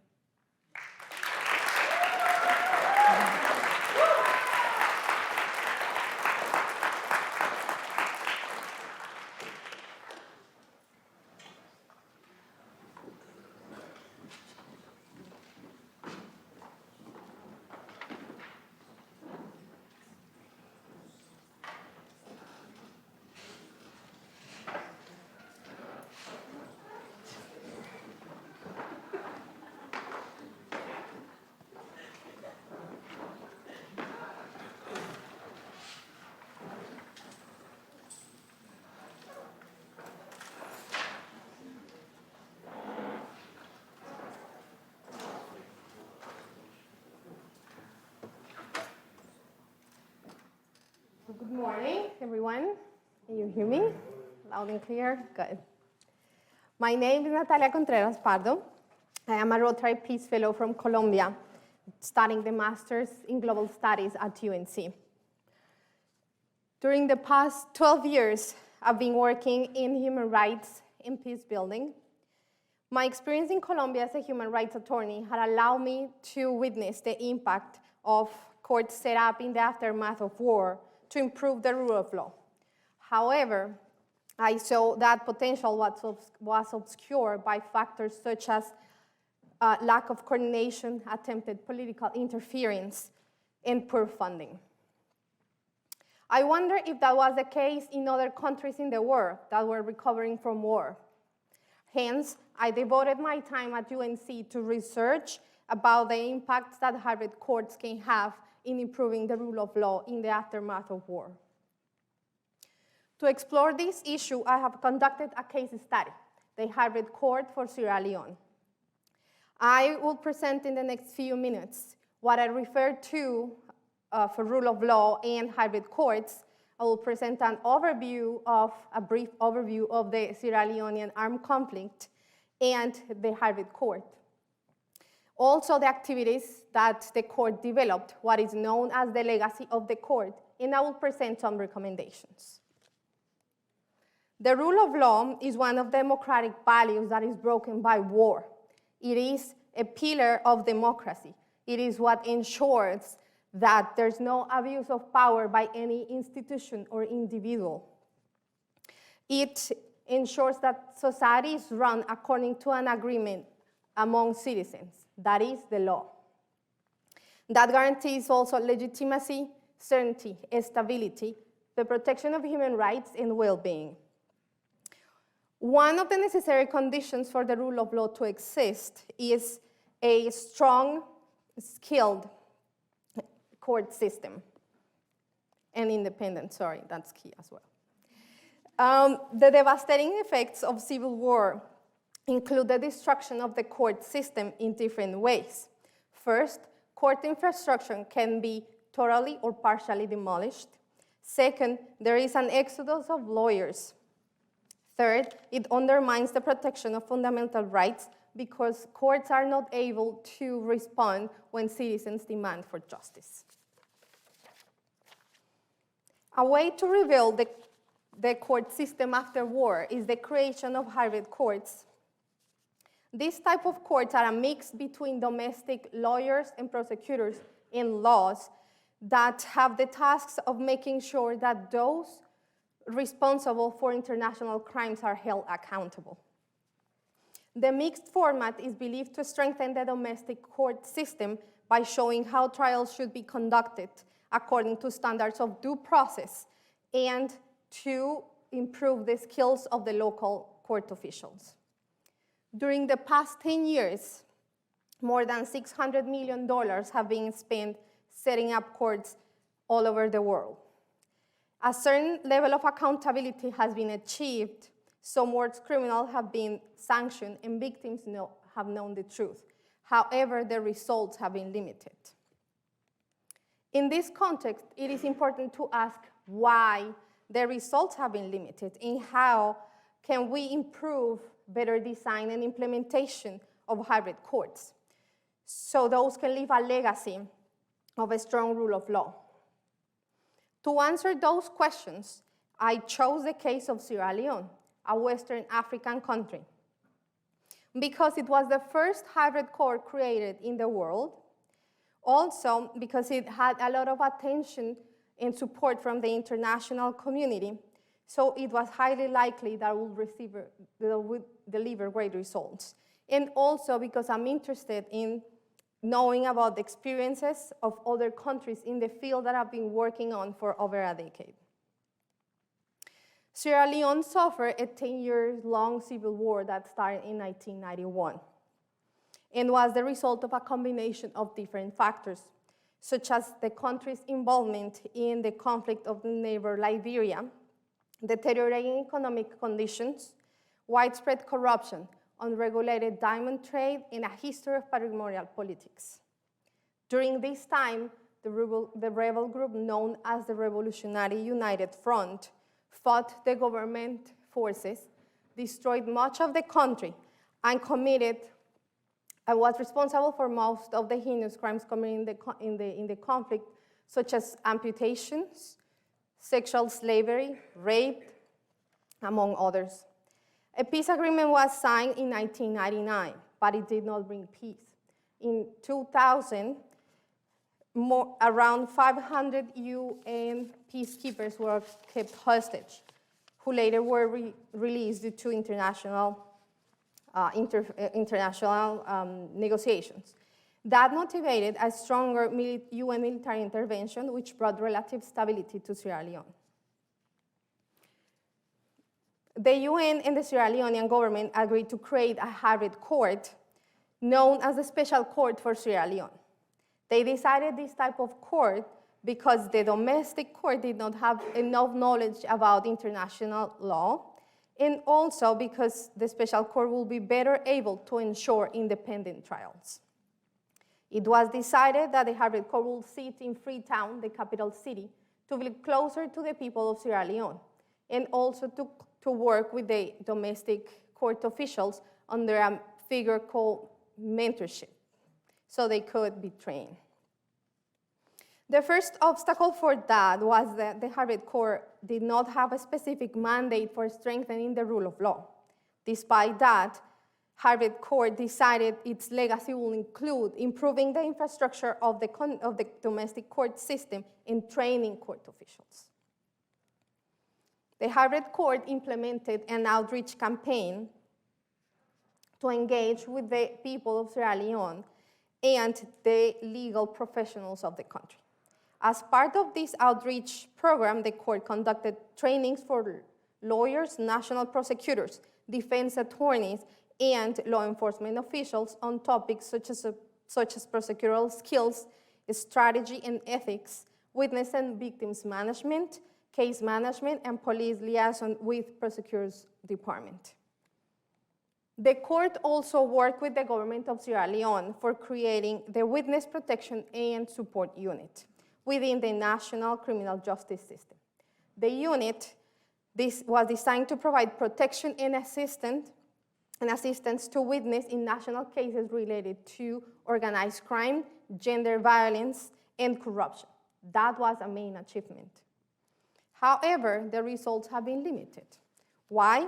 Because the capacity development opportunities mainly consisted on the job learning and were disconnected from the domestic court system.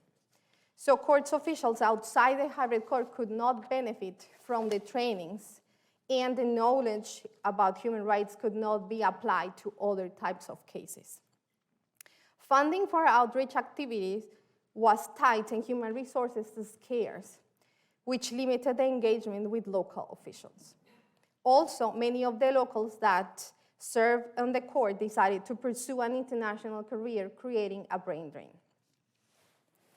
Regarding infrastructure, new facilities, as the ones we see here, were built for the hybrid court to function.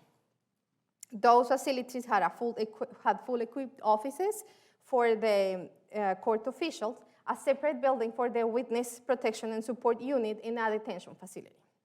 Although free towns to existing high courts were in good shape, that wasn't the case for many others. So adding 2 new courtrooms with modern facilities was a positive result for the country. Also, the detention facility left by the hybrid court helped lessen the burden of overcrowded prisons. The experience of Sierra Leone helped me answering the question. Yes, hybrid courts have a great potential to improve the rule of law, but some reforms need to be made in the design and implementation of those courts. Overall, there must be a clear mandate for the hybrid courts to work hand by hand with the domestic court system to improve the skills and knowledge of the local court officials. And more specifically, public outreach campaigns need to be adequately funded.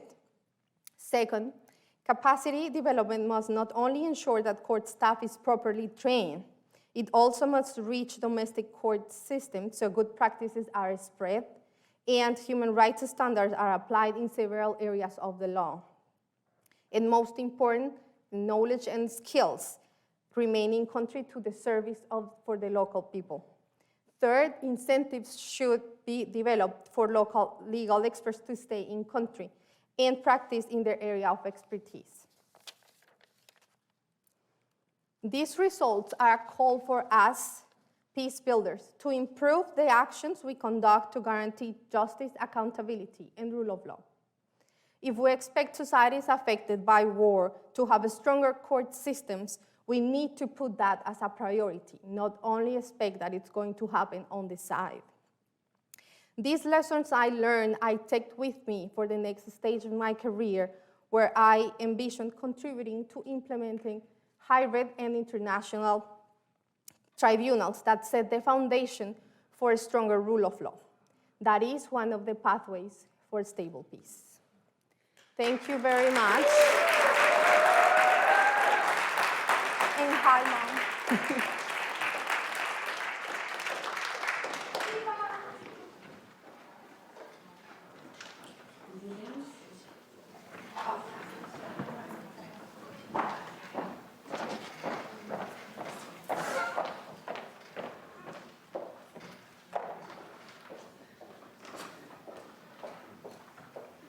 Well, it is my pleasure. Hang on, that's right. It is my pleasure again to be the moderator for this panel. My name is Catherine Admay. I go by the name Admay. I'm one of the faculty directors for the center based at Duke, and I teach in the International Development Policy program at Duke. So. Our panel, as you know, is entitled Rethinking International National Engagement for More Effective Outcomes. What does this mean? True to the conference theme, Peace Reimagined, Sustaining Justice and Hope for the Future, both Larissa and Natalia have just challenged us to rethink, reimagine the terms of engagement for international and national actors. Both their presentations, not only the one about rule of law, engaged ideas of justice and also of hope. So, for example, Larissa asked us to think about the power dynamics that can undermine both the partnership and the results for international NGOs working with national CSOs. How can we make space to recognize those power dynamics between these partners and work to actually make them less problematic rather than just accept them as the cost of doing development's business? On whose terms should donor money flow from international to national levels? Larissa asked us to see how we shoot ourselves in the foot when we don't value or don't adequately value the very leaders who are closest to the people whose lives we are trying to improve when we invest in development. It is an investment. Will we get more effective and sustainable outcomes if we invest in CSOs led by people whose best resume, what we say in academia, curriculum vitae, are literally vitae, their lives, and the knowledge and the trusted relationships they have? Larissa told us a hopeful story based on work she did alongside inspiring community leaders who have brought her to us today and her back to them, I hope, very soon. Natalia also had a clear message about effective outcomes hinging on intentional and respectful terms of engagement between international actors and national actors. Her presentation was about hybrid international plus national courts that have been improvised in the international diplomacy, conflict resolution, criminal law, and law of war space. Before there was an international criminal court, which we now have, it's called the ICC in The Hague. The Special Court for Sierra Leone was established on the request of Sierra Leone. The then head of state, the Sierra Leone President Ahmad Tejan Kaba, wrote a letter to the then Secretary General of the United Nations, Kofi Annan, asking the countries of the UN to help try those responsible for terrible crimes against humanity that had been committed during Sierra Leone's civil war. Why was a national leader reaching out to international leaders for help? What kind of help was forthcoming? Was this help on terms that Sierra Leoneans could be glad about? Was this help that the countries and their publics who funded the special court be glad about? Natalia asked, how can we build on what went well? Thank you both for the ways that you have expressed the theme of our panel. So as I did last time, I will take the moderator's prerogative of asking the first question. And this one's a challenging one, Marissa. You pointed out very powerfully that the problem for many CSOs is not that they lack capacity, but they lack capacity to do all the things they're currently being asked to do by INGOs who don't properly value their knowledge and relationships. And I saw Simon there nodding strongly when you said that. In other words, CSO leaders have crucial social capital and justified trust.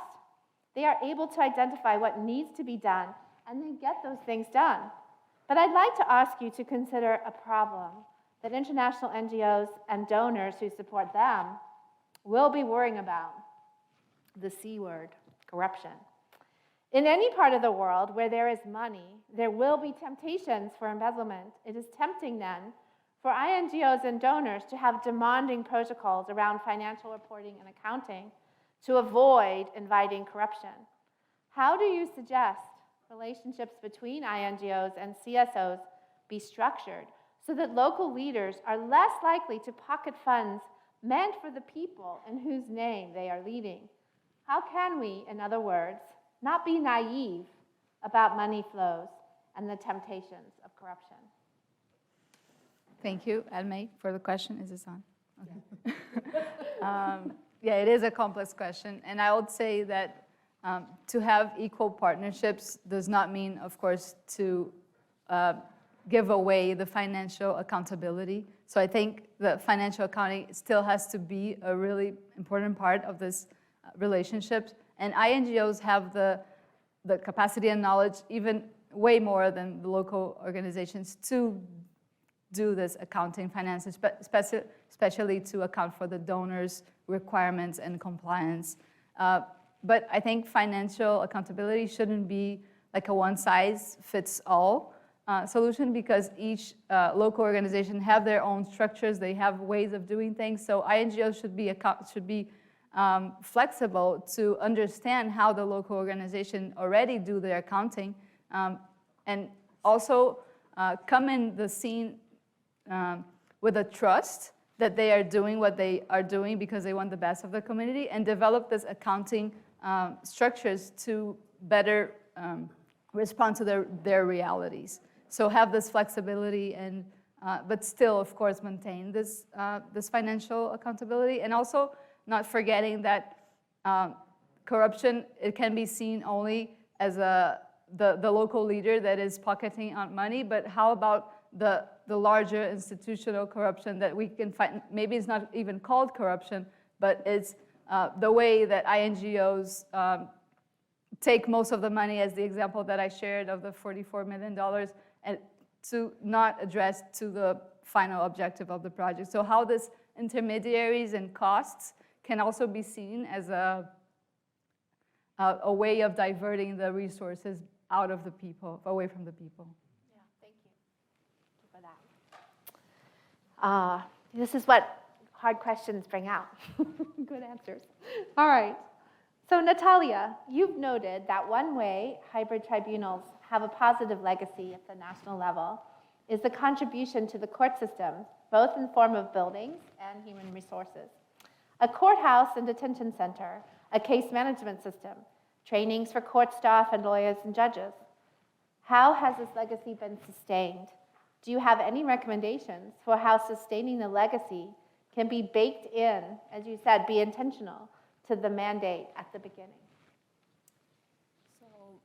That's part of the challenges, as I mentioned, resources are scarce.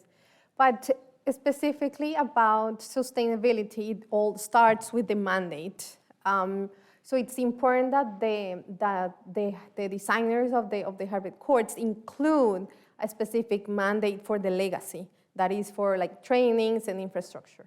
That's the first point.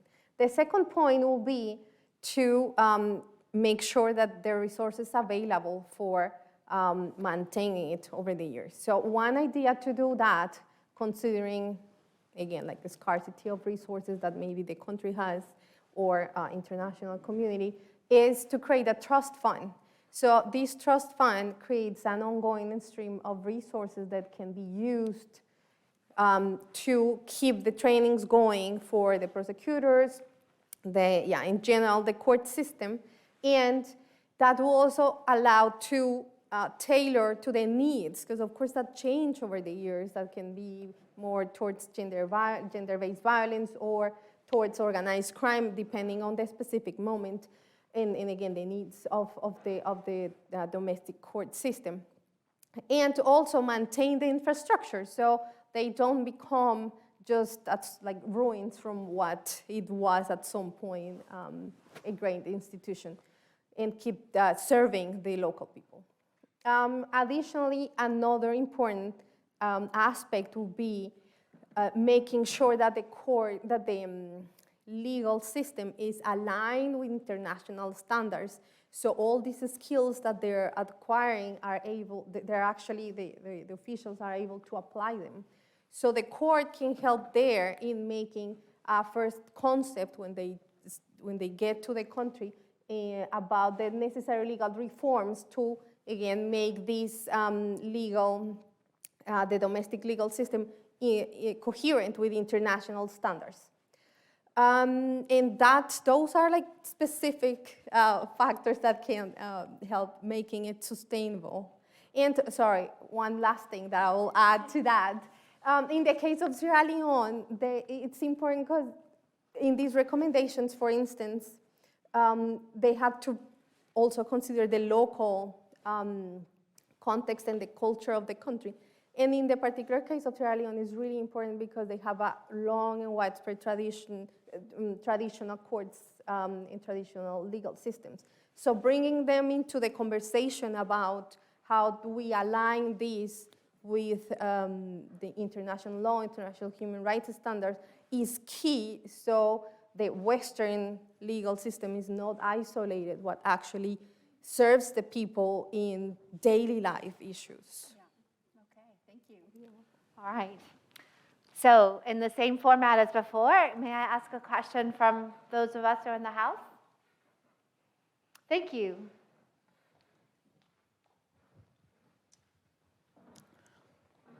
Thank you.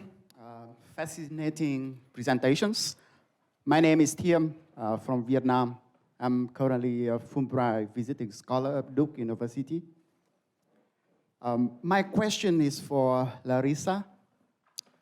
Now that we have discussed localization and locally led development, and we have witnessed such things as aligning their priorities with those of local and host governments, or appointment of locally recruited directors, replacing those foreigners, or even re-register those INGOs at local NGOs.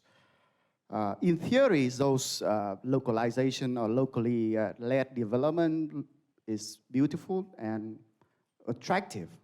But in practice, there are some traps or some challenges, and we have some examples of things like those organizations would be subject to more harassment or even persecution from governments, especially in those authoritarian countries. Or in general, those organizations do not work as effectively as before. So I would like to hear the views on this issue, and what should we do to make those localization discourse meaningful more effectively? Thank you. Thank you. So did you hear the last part of the question? Can you read that? Yes. I might restate some of these longer questions, and I, having asked a long question, I'm sympathetic, but please do at the end give us your basic question. So I think what I heard as the basic question is, there's all these localization initiatives that seem promising, but when you look behind them, they're very disappointing. And how do you manage that? Yeah, I think one thing you mentioned was when governments can also be a pushback to locally led developments with communities. And Kenya is an interesting case about that, because there has been several setbacks from the government trying to shrinking civic space and trying to limit the ability of the local NGOs to do their work. So I think it's really important that the INGO, as an important stakeholder for development, to be this mediator with government and with local organizations, try to, within the government, build this trust towards local NGOs, and try to see the government also as a partner rather than as a potential threat. So I think, of course, this is more easily said than done. But I think seeing all the stakeholders as how to build cooperation and how to get each one of them to do their own strength is what we should try to do as international development. And yeah, maybe something more? I think it's good. Okay. All right, John, from the world. Yeah, this is for Natalia. The question about the legitimacy of a hybrid court within the country, and what efforts are made to ensure that everyone accepts the rulings that come from a hybrid court within the country. Okay, thank you for that question, because that allows me to expand a little bit more on a key issue, that's legitimacy of the court. So in first place, these courts were created as opposed to international tribunals to make them closer to the people, so people will be able to kind of like see how things were done within their own context, not somewhere in usually Western Europe, The Hague, or a city like far away and so remote that people didn't understand where was that. So the first thing is for legitimacy for the hybrid court is to be in town, in the country. And also the staff, it's important that is at least 60% local. So again, they have this sense of ownership over what's happening there. And a third and key factor that the hybrid court of Sierra Leone was the pioneer was the outreach program. This public outreach program was key to go to remote areas and even in the cities, explaining what the court was, what was the mandate, who were the people that was being indicted, who was going to be sanctioned, and when they were sanctioned, what that means. And also what was really important, especially in the trial of Charles Taylor, for the former president of Liberia, was to broadcast the trials. So there were massive meetings where people were able to watch what was happening in all the charges that were being presented against Charles Taylor. As I mentioned, the outreach program in the case of Sierra Leone had problems about funding, but still that's a key factor for legitimacy, and that's why in the future we need to work for ensuring funding with this. All right. Can I just be sure there's no other questions since you had a chance earlier? All right. Is there any other questions for someone who hasn't had a chance earlier? Yes, go ahead. Hi, I'm Kim Dixon. I'm a Rotarian and a Return Peace Corps volunteer. Excellent presentations, both of you. Larissa, I had a kind of a follow-up question to ADMACE. And it's kind of, the questions are kind of an evolving, almost a different conclusion to your presentation, maybe. I've seen the international NGOs have donors that they have respected and earned the right, to continue with the donations. The CSOs I see are quite often one-offs. So the international NGO comes in, they say, okay, in this little village, this CSO gets to do the work. And I find that those CSOs don't have the accountability to report on the outcomes and the evaluations. They take the money, they might do great work or not, but writing those evaluations, and a lot of times in English, so what's the answer for that? I see the INGOs really do play an important part, although not 80%. But what's the answer there when the CSOs maybe don't have that accountability? Thank you. Thank you for your question. I think there is, as the same thing as before, there needs to be a partnership. So while the CSOs who has knowledge of the community, who has lived experience, as Edme said, they can do the work and reach the constituents and reach impact. INGOs have this accounting and systems that are way more complex and qualified that can respond to the needs that they need. I mean, as international development, we need results, we need metrics, we need to see that our work is doing a good job, because we have a lot of financing and donors that are expecting this feedback. So I think a solution for what you said could be together a partnership that is really a partnership, where the local CSOs do the job, they do the activities, and also, of course, adding to defining the priorities of the activities, which is really important. Not only do the jobs that the INGO is wanting or the donors is hoping to achieve as a policy objective, but have a member of that INGO based on the community that will do this reporting, that will be responsible for that in partnership, in relationships, maybe not day by day, but a really close relationship with the work, so that can have the accountability in this reporting that the INGO expects for.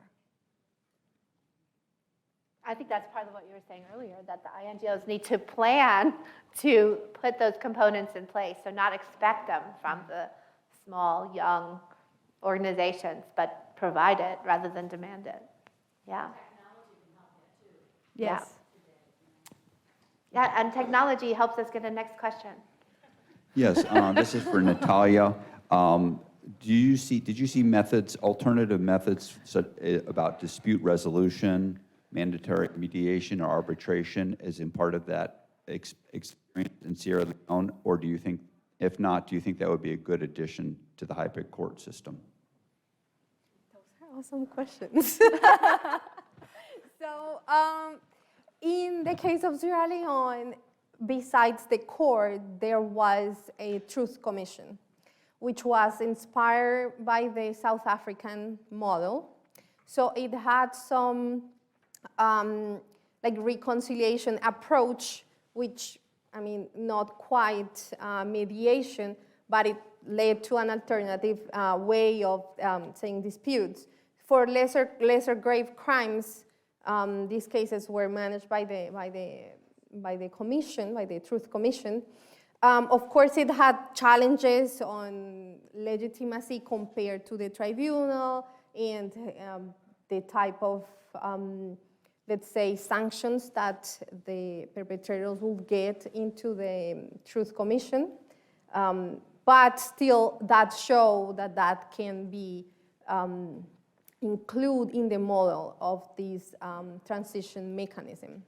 And that, like learning from that experience is kind of like a third wave of transitional justice mechanisms, which Colombia is the newest and trendy case, is these alternative methods of certain disputes is embedded inside the tribunal. So my experience working there in the Peace Tribunal in Colombia showed me it's so challenging when you are talking about millions of victims and thousands of perpetrators, how we organize this. But we'll see which results the Tribunal of Colombia can deliver for the rest of the world. All right. Yeah. Oh, you are there. Maxon. Thank you so much. My name is Maxon Mapuka. I'm a medical doctor by training, originally from the Central African Republic. I'm one of the Rotary Peace Fellow Class 20. I'm studying Master of Public Health in Applied Epidemiology at the Guinea School of Public Health. So my question is going to Natalia. Thank you so much for your wonderful presentation. So in one of your slides, you talk a little bit about Central African Republic, about the Special Criminal Court. What would you think would be a solution to reduce the political influence in the court? And I do remember that maybe 1 month ago, the court just started to work on some of the cases pending for a while since the Civil War started in 2013. So what would you think about any kind of solutions that would be done in order to reduce the political influence in that? Thank you. So political interference is always a risk, and not necessarily just a risk, a reality in many places. So there, besides of course, like trainings and making sure that people understand what the importance of independence of the judiciary. I believe civil society plays an important role of ensuring transparency of the decisions and of ensuring, for example, the appointments of judges and prosecutors and other court officials are according to the law, and they have the qualifications that they need to be there. But also to spread this knowledge in these raising awareness in the general public about why we need an independent tribunal and why the political interference should not be permitted. Yes, so that will be my recommendation. Thank you. We have time for one more. This is for Larissa. In following on TM's question, that local NGOs can be pressured by government or political interests or clan or tribal interests to how they work or where they focus. How can international NGOs help protect local NGOs from being influenced that way?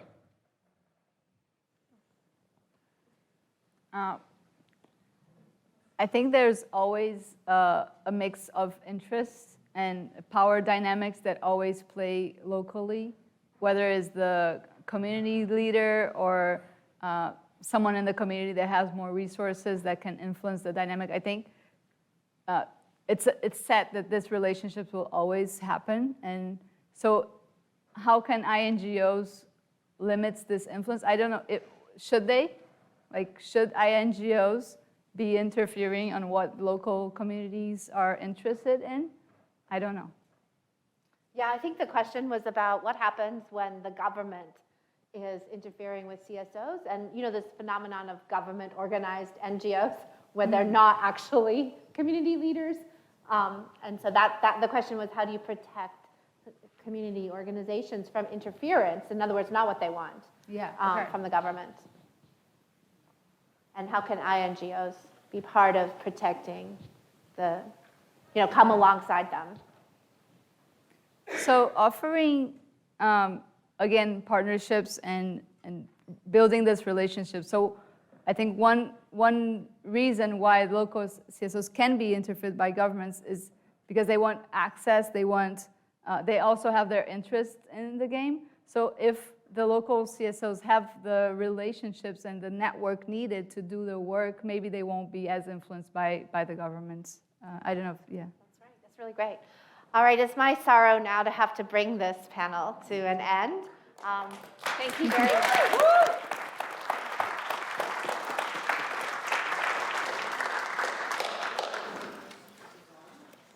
Okay.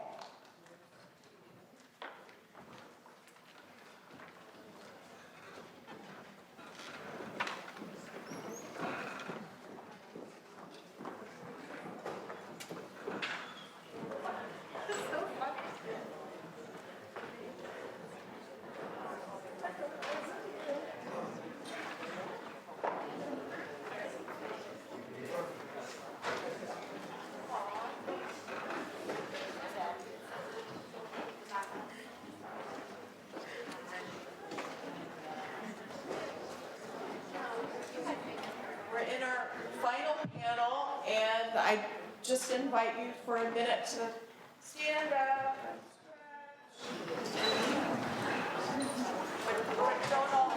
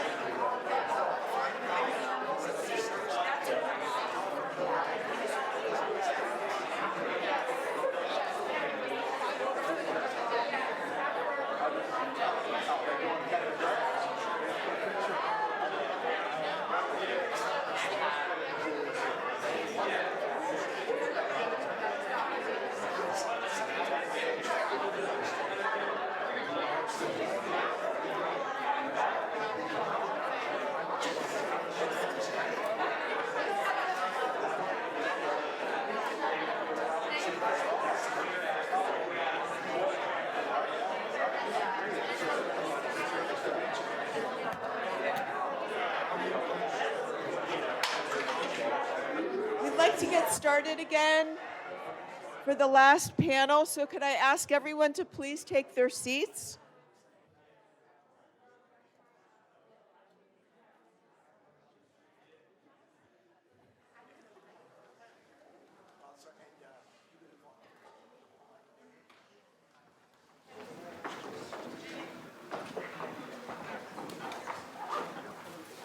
So our final panel's theme is women's agency in conflict and development settings. And I would like to invite Hala to the podium with your microphone on.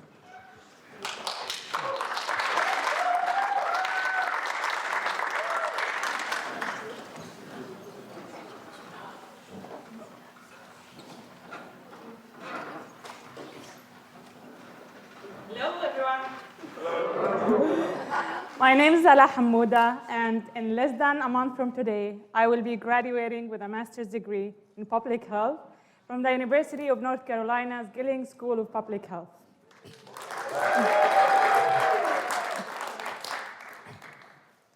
I am a lifelong resident from the Gaza Strip, which is described by the international community as one of the most densely populated areas in the world, and it's home to 2.1 million people, 70% of whom are considered refugees. The Gaza Strip has been under Israeli land and air siege since 2007, meaning that no imports, no exports, and no one is allowed to leave. This includes the inability to leave to escape bombardment, for medical emergencies, or to pursue an education. Gazans live without access to basic human rights needs, such as clean water. According to the United Nations reports, 97% of the water in Gaza is undrinkable. Yet, as a mother, I drank it, gave it to my kids, knowing that it's polluted, it tasted and looked disgusting, but I had no other option. They're thirsty. And this applies to 800,000 children currently living in the Gaza Strip.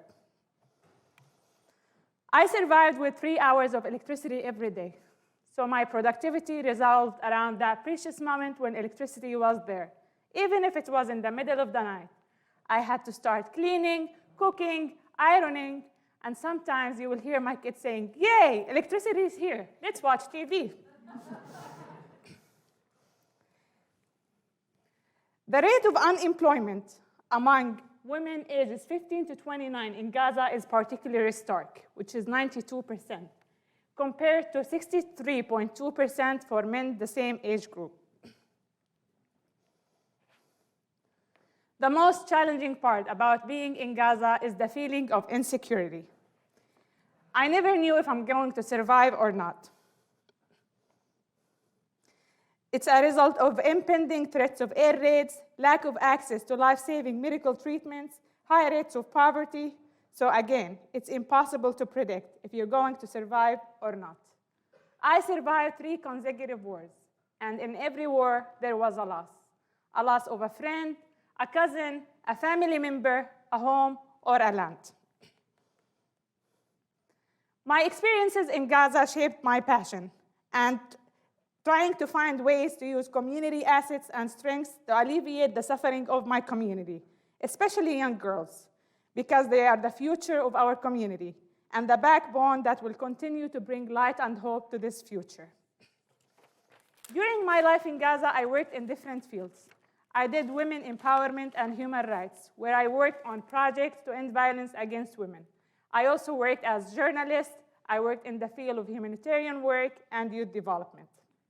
I've always had 2 dreams, a dream to pursue my education and a dream to find solutions to uplift young women in my community. But for me, they were only dreams, because surviving the dire humanitarian conditions in Gaza was more of a priority. Despite everything, I never lost hope. In 2018, I applied for and was awarded the Andy Barhuma-Vic Fellowship Award, which is granted by the National Democratic Institute, NDI, in DC, for 1 young woman leader from 60 countries. In 2019, I moved to the US, knowing that leaving Gaza is like a mission impossible. I managed to leave, and I was very lucky. I moved to the US and started my life in DC, where I developed a service project named Shariki, which means participate. The goal of this project was to empower young women in Gaza through providing them with the necessary training and resources to help them to become successful future leaders. Unfortunately, I was not able to implement this project because of funding barriers, but I'm so hopeful that after I graduate, I will continue working on it, and I will be applying for Rotary International Global Grants, which has a theme of women empowerment for this year. After I finished my fellowship, I started looking for every single opportunity in the United States to find a scholarship where I can pursue my dream of continuing education. My mom always told me, your education is your weapon to fight the world injustices and become a future successful leader, just like she was. I've always been taught that we need to solve the Israeli-Palestinian conflict in order for us to create change. Realistically, this is something that I cannot do as an individual. It will only change if the international community holds those nations who violate human rights accountable and treats everyone equally. And as Martin Luther King said, injustice anywhere is injustice everywhere. I cannot change the structure of an entire nation, but I can do my part in affecting the lives of those around me and learning from communities about what would serve them best. And that is all what we as Rotary Peace Scholars come together and learn for. We come together to learn from those around us in order to make incremental change. We all have a role in this community, a role of alleviating the suffering of communities around the world. And one opportunity or one action can change a person's life forever. Being in the US made me feel a sense of responsibility and commitment, both as an insider and outsider, to help the people in Gaza. I was so passionate about establishing projects that connect professionals from Gaza Strip who are completely isolated from the outside world with experts in the same field. In addition to more opportunities and programs to empower women and improve their economic well-being. The experience I gained from the Rotary Peace Fellowship and my 2 years master's program at UNC prepared me to become a peace catalyst and strive for change. I've gained important skills in program implementation and design, monitoring and evaluation, and capacity development in conflict settings. For the past 2 years, I worked with the Gillings Humanitarian Health Initiative at UNC, where I developed a service project partnership between UNC and Al-Azhar University in Gaza. AUG is a nonprofit higher education institution currently serving around 16,000 undergrad students and has several postgrad study programs. This service projects aim at developing capacity among selected faculty across several professional, medical, health science-related schools and departments and the Ministry of Health staff, in addition to providing critical public health learning to key teaching and decision-making stakeholders at the academic and ministerial levels. 30 students from the scientific department and the Ministry of Health were selected to be part of this project. The project is composed of 3 major components. The first component is a live seminar where students will attend live lectures and will learn and exchange knowledge about important public health topics. And the second component is where they will have access to Gillings School of Global Public Health pre-recorded lectures. And the third is a sort of hybrid approach where students will have access to pre-recorded lectures, and then there will be live seminars where there will be questions and they will get to discuss the course materials. For our longer-term objective, we're hoping to develop a method for conferring certificates in various public health topics to strengthen in-country capacity and credentials. We are also hoping to collaborate on research on important public health issues. You might wonder why this project is important. This project is the first of its kind to be implemented in Gaza Strip. And this is the first time students from AUG will get to engage with an international expert. Yes, this is how change takes place. And I am sure that those well-educated, smart students will transfer the knowledge they gained and will have a greater impact on their communities. This fellowship completely changed my life. I never thought I would be where I am today. During the past 2 years, I've met friends from all over the world who inspired me a lot and who became part of my family. We cried and laughed together, and we became stronger, and we managed to keep going. I would like to thank you all for everything you have done to make this journey smoother. Without the support of amazing people in my life, I will not be where I am today. You have been an integral part of my success. Thanks for the Rotary for believing in me and for giving me the opportunity to show the whole world that there is nothing a woman cannot do, even pursuing her education with 3 kids. I cannot thank everybody by their names, but I will start saying thank you for my mom, whom I wish she's listening to me today, but she will always be my inspiration. To my dad and family who are watching me in Gaza now, to my friends in DC, in Gaza, and other parts of the world, to my husband Rami, who has been always my support, to my children Selma, Maria, and Adam, you are my strength and hope, to the Duke-UNC centers, Susan, Dominique, and Scott, and to my host family, thank you for being a family for us and for being part of our success. To all the amazing faculty at UNC and my mentor, Suzanne, thank you for all your support. This fellowship made me stronger at what I do and more persistent to strive for a better world. It taught me to dream big and aim high. I am very hopeful that after I graduate, I will continue working on my dream project, Charity. I am also very hopeful that I will work on global projects to help improve the health and well-being of women in their communities and around the world. Lastly, I believe that change is possible. And as the famous education activist Malala said, 1 book, 1 pen, and 1 teacher can change the world. And I say to you today, if we give women more opportunities, 1 woman can change the entire world.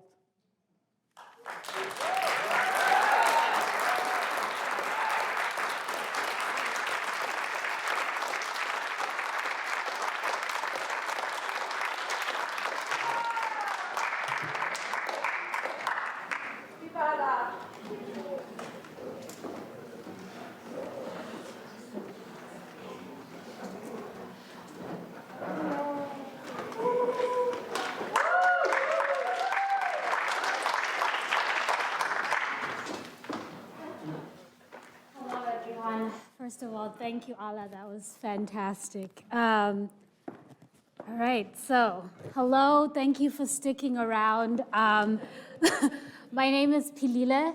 Actually, I should drive. My name is Pilile Shongwe. I'm a Rotary Peace Fellow, and this May, I'll be graduating with the Master of International Development Policy from Duke University.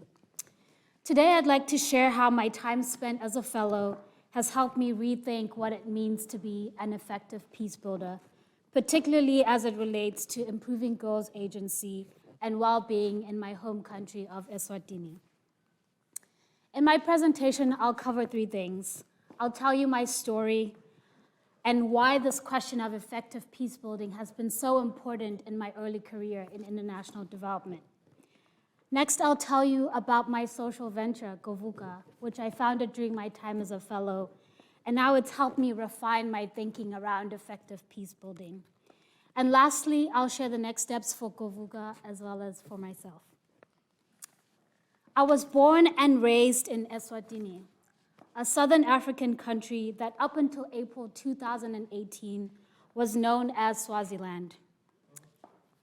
Right. Like many countries in the world, there are many faces of Eswatini. I remember growing up being astounded and proud of my country's natural beauty, its wildlife, and rich cultural heritage. But there's another side of the country that grapples with what we might call wicked problems. These are problems that are so complex, so intertwined within other problems, they sometimes seem difficult to make sense of, or even more so, difficult to solve. Some examples of wicked problems include high disease burdens like HIV, income inequality, teenage pregnancy, or climate change. If you think there's a simple solution to any one of these problems, I can assure you that you are wrong. But as you can see, we can't just ignore wicked problems because they're difficult to solve. They are, in fact, responsible for some of the most immense human suffering. In fact, I know that many of you in this room are trying to solve wicked problems in some way. I, too, chose a career in international development because I wanted to learn how to solve wicked problems. Whoops. In particular, I've always wanted to do development better. I'd seen in my own country as well as elsewhere many well-intentioned development projects that simply weren't having the desired impact on people's lives. I like to quote from the CDA to highlight why I believe we should be doing development better. The CDA writes, "Doing good or doing good things does not necessarily contribute to an effective peace-building strategy." What that means to me is simply doing good things and hoping it'll work is just not good enough. Our efforts must be held accountable to the impacts they're intending to achieve. Before becoming a Rotary Peace Fellow, I spent my early career as a development consultant. And I strongly believe that collecting good quality data and providing some evidence for what works was one way that implementers could be effective. But I've since learned that having evidence for what works is often not enough. My courses in social innovation at Duke have shown me that while evidence gives us an indication of what might work, it's innovation that ensures that we are continuing to learn and adapt our solutions as people and societies change. Building my own social venture has also made this reality clear to me in a very real way. In February of 2021, I founded Govuka, a youth leadership incubator based in Eswatini, whose mission is to reduce teenage pregnancies and new HIV infections among teenagers, particularly by training and mentoring peer educators to deliver targeted information to younger peers. The name Govuka means to fiercely protect or to closely guard in my native language of Siswati. It is a call to action for young people to solve a social problem, but it also reminds us to protect the things we most cherish in our youth, which we believe is our health and our futures. In particular, we had noticed that information about HIV risk is poorly targeted and tailored to at-risk girls. This problem manifests in three ways. In a country like Eswatini, which unfortunately currently has the highest HIV prevalence in the world, there's a 5 times higher risk of HIV infection for young girls who have sex with older partners. But these girls are often unaware of this risk, and they're not learning about it in school where they typically are getting a sexual education. But you might be sitting here thinking, why would a young girl be interested in dating an older man? Well, one reason is that these relationships often come with huge financial rewards, which in turn obscure the big risks to girls. Secondly, we're seeing that a lot of young women who are in these types of relationships tend to showcase their lavish lifestyles on various social media platforms, and this encourages their peers to seek out these relationships too. The combined effect of both the big financial rewards as well as the peer pressure has really created an aspirational model lifestyle that is very enticing to young women. Oopsie. Fortunately, a proven solution to this type of problem does exist in the world. In 2006, an economist by the name of Pascaline Dupin led a randomized controlled trial, a rigorous study that found that a 1-hour intervention that basically shows young girls data on how HIV risk increases with age led to a 61% decrease in teenage pregnancies. Yet, when the same intervention was replicated by another organization 10 years later, their results were way more ambiguous. In particular, they found that knowledge about this relative risk decayed among girls 1 year afterwards. They also found that in some cases, teenage pregnancies actually increased. And then they found that older partners, sometimes known as sugar daddies, were much younger than previously thought.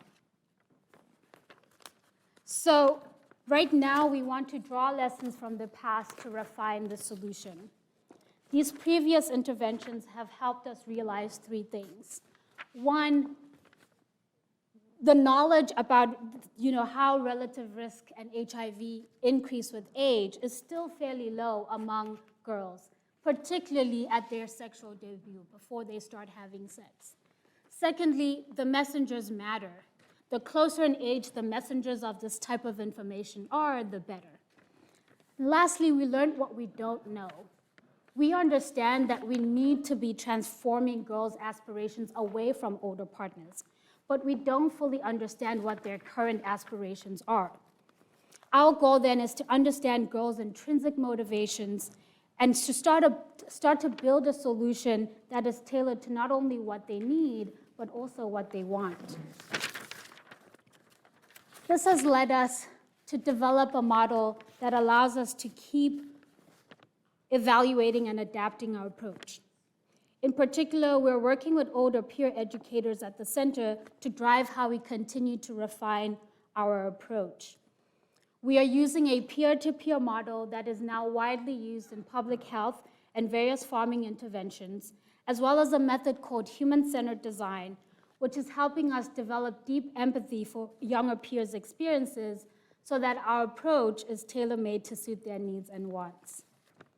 I'd like to briefly introduce the amazing team that is working on this venture. Our team brings together diverse talents in development consulting and communications, as well as amazing advisors we've gained through Duke's vast innovation and entrepreneurship network. This work is also informed by my multidisciplinary coursework in program evaluation, implementation science, and gender, sexuality, and feminist studies. What have we achieved so far? We have worked really hard to raise funding to pilot our program. We've also cumulatively engaged more than 400 girls through assumption testing and currently have a waiting list of over 20 peer educators who are ready to support our scale-up and now full pilot this coming summer. But there's still much more work to do. In the short term, we want to validate the solution and start to apply for grants that will help us to deliver it to more girls. In the medium term, we'd like to rigorously evaluate our solution and which will also help us secure partners to scale. In the long term, we want to become thought leaders and start to share the expertise that we've gained on girl-led sexual health education. These are ambitious goals that are only made possible by the continued support of folks like yourselves. I'd like to take this opportunity to do some thank yous since I'm last. In particular, I'd like to thank the Rotary Foundation and all the Rotarians who have supported me over the past 2 years. Particularly, I'd like to thank my sponsored district of 5130, as well as the Duke-UNC Center staff, Susan, Dominique, Adme, Suzanne, who have believed in my potential and given me this opportunity to learn and grow as a peace builder. I'd like to thank my host mom, who's here today, Peggy, as well as our area host counselors, Scott and Lori, for your boundless energy and for making my move and stay in the US so much easier, especially given the past 2 years we've had. I'd also like to thank my professors and mentors at Duke and UNC for sharing your expertise and for investing in my academic and professional endeavors. And last, and certainly not least, I'd like to thank my friends and family, both near and far, so cherished, so chosen, for cheering me on every step of the way. Thank you all so much.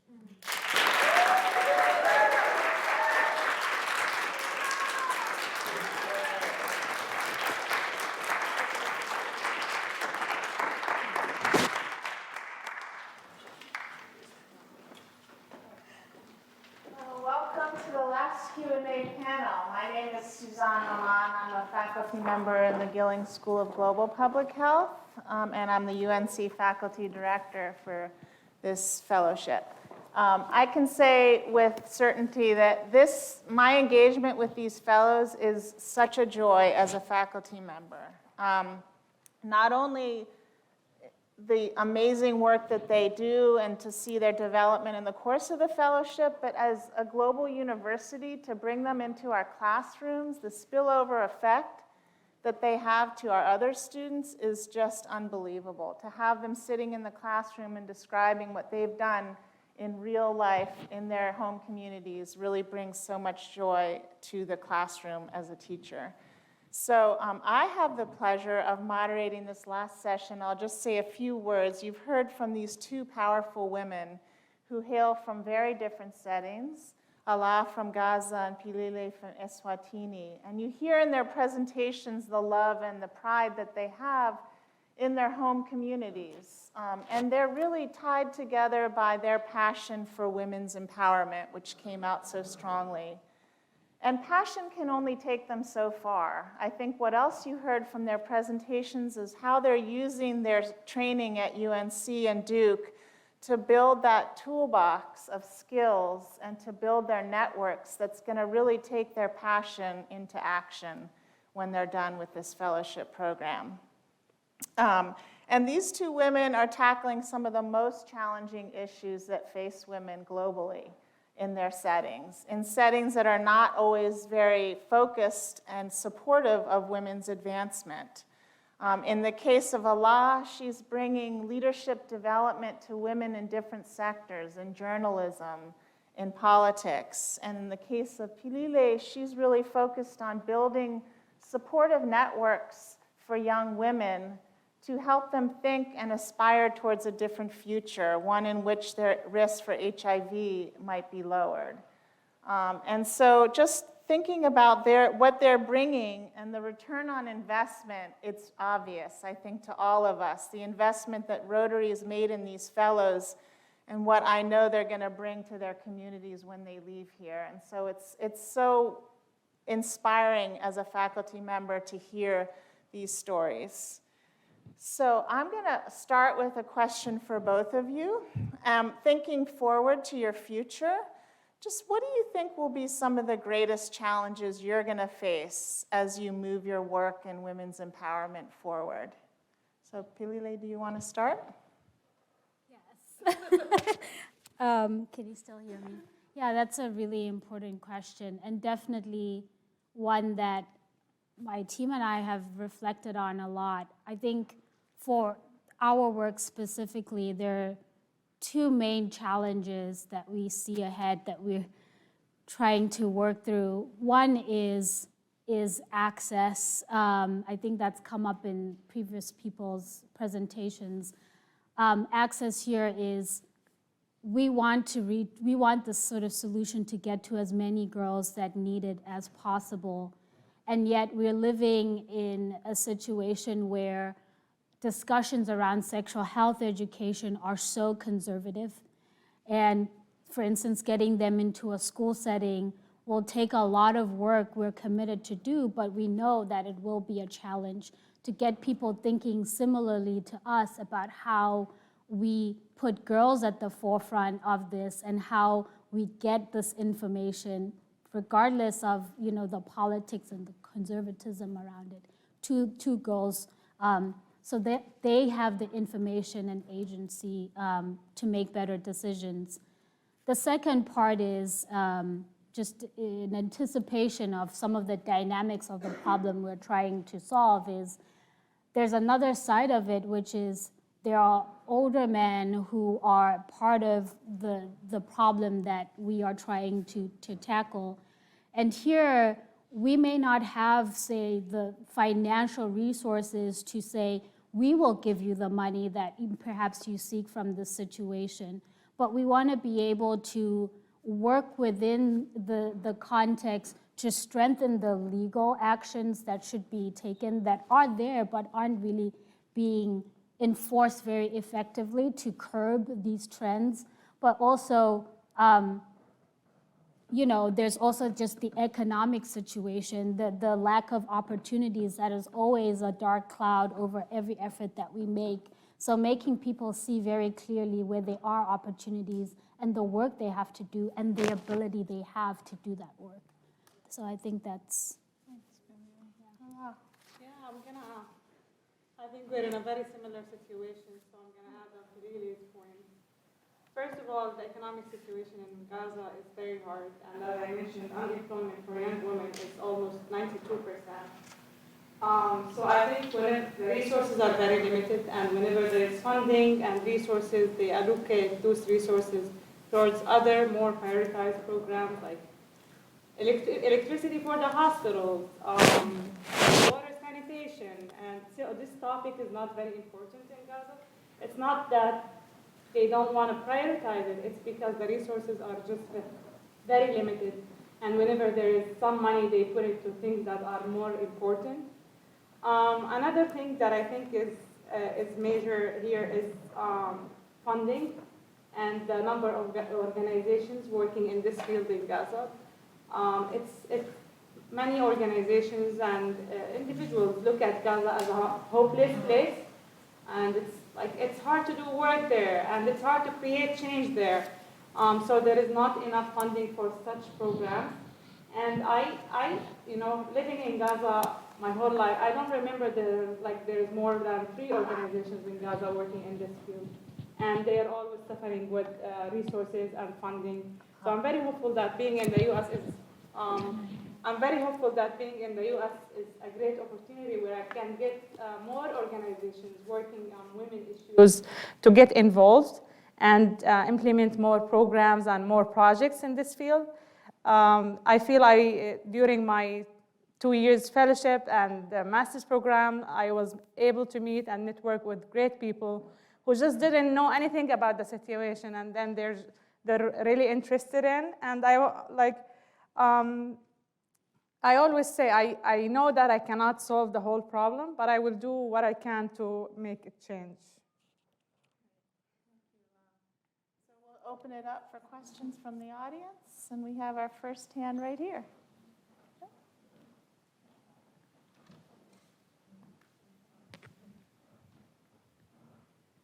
So first of all, thank you so much, ladies, for your inspiring presentations.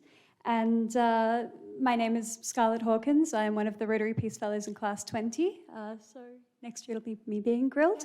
I had a question particularly for Pilile on this occasion, which is regarding sort of the cultural norms that surround the work that you're doing with GOVUCA, recognizing the sensitivities.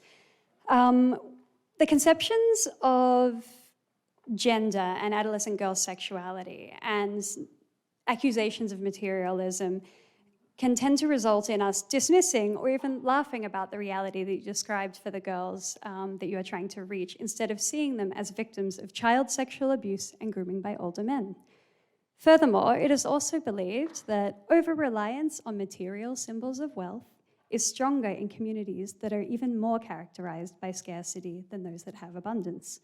And that the things that we might perceive to be luxuries are actually used in some of these communities as a proxy for the economic security that they lack.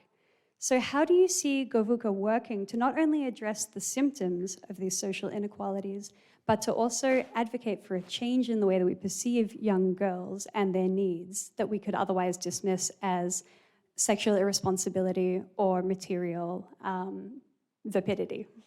Thank you. Yeah, that's an excellent question. I'll sort of work through it as pardon, it's not working? I think it's on, just move it up a little. Okay, let me just move this up a smidge. So I was saying thank you so much. Thank you so much, Scarlett, for that question. I'll sort of work through my analysis of it as I'm responding. But I think one thing that you highlighted that I think is important is not belittling the importance of the problem and the depth of it. It's not just that, girls like things or they need money. It's a systemic issue. There are huge, dire economic situations that are making these options more desirable to girls. And I think the first maybe radical thing that we're doing is building an entire organization that is looking into an issue that people might belittle, like you're saying. The second thing is sort of what we're trying to do, and it may not be, and we're happy to learn and correct as we sort of mature as an organization. But what we're trying to do is change an entire narrative, a national narrative, not only the conversation that girls are having amongst themselves, which is obviously perpetuating this trend, but also a national conversation about girls' sexuality, about the fact that it's not just, we shouldn't just say, oh, some girls get pregnant and some don't. Some girls get HIV and some don't. No, these are literally last mile health problems that can be tackled if we think thoughtfully about them. So I think those are two things that we're trying to work at. I don't have a clear-cut solution for what that will look like, but I think the mere existence of an organization like Kovuka that is not belittling these problems and is saying they're important and making a case for how they solve a huge public health issue. And then secondly, engaging sort of a larger audience through our partners, through the government networks we're trying to build, to say, this is something that you have to be involved in. You have to take seriously in these ways. So I hope that answers your question in some ways. Great, thank you, and we'll take from... For Allah, given the scarcity of resources in Gaza and your new NGO that you want to develop, what did you learn in this partnership between UNC and the university in Gaza with an outside partner over the internet that you might be able to use to develop and strengthen your NGO in Gaza?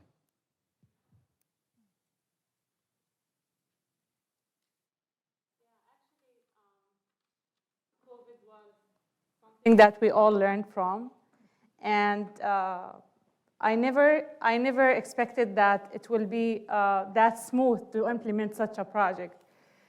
Since we started the implementation, students were really engaged as if they are here in the US. It was a learning experience for me and for UNC too, because this was the first time such a project to be implemented. And even we discussed implementing this project in other parts of the world, in countries that is living in a similar context in Gaza. I felt that the training and the fellowship and my classes at UNC helped me reimagine the way I look at things, and I really got the skills of how to start such a project from the scratch. How to plan it, how to design it, how to look at particular barriers. And thinking of all that before ahead helped us really, even during the implementation of the project, we really faced some barriers. Like there is some students who are not able to access the class because there is no electricity or there is no internet. And we were able to record and share the class materials with those students, and then they will engage. So I think it was, again, a learning experience, and there is a lot of similar things that could be implemented. That helped me think of other ways that we could engage the people in Gaza in similar projects while they are being there, and they could be learning a lot of new skills too. We have a question here. If we can run the mic up.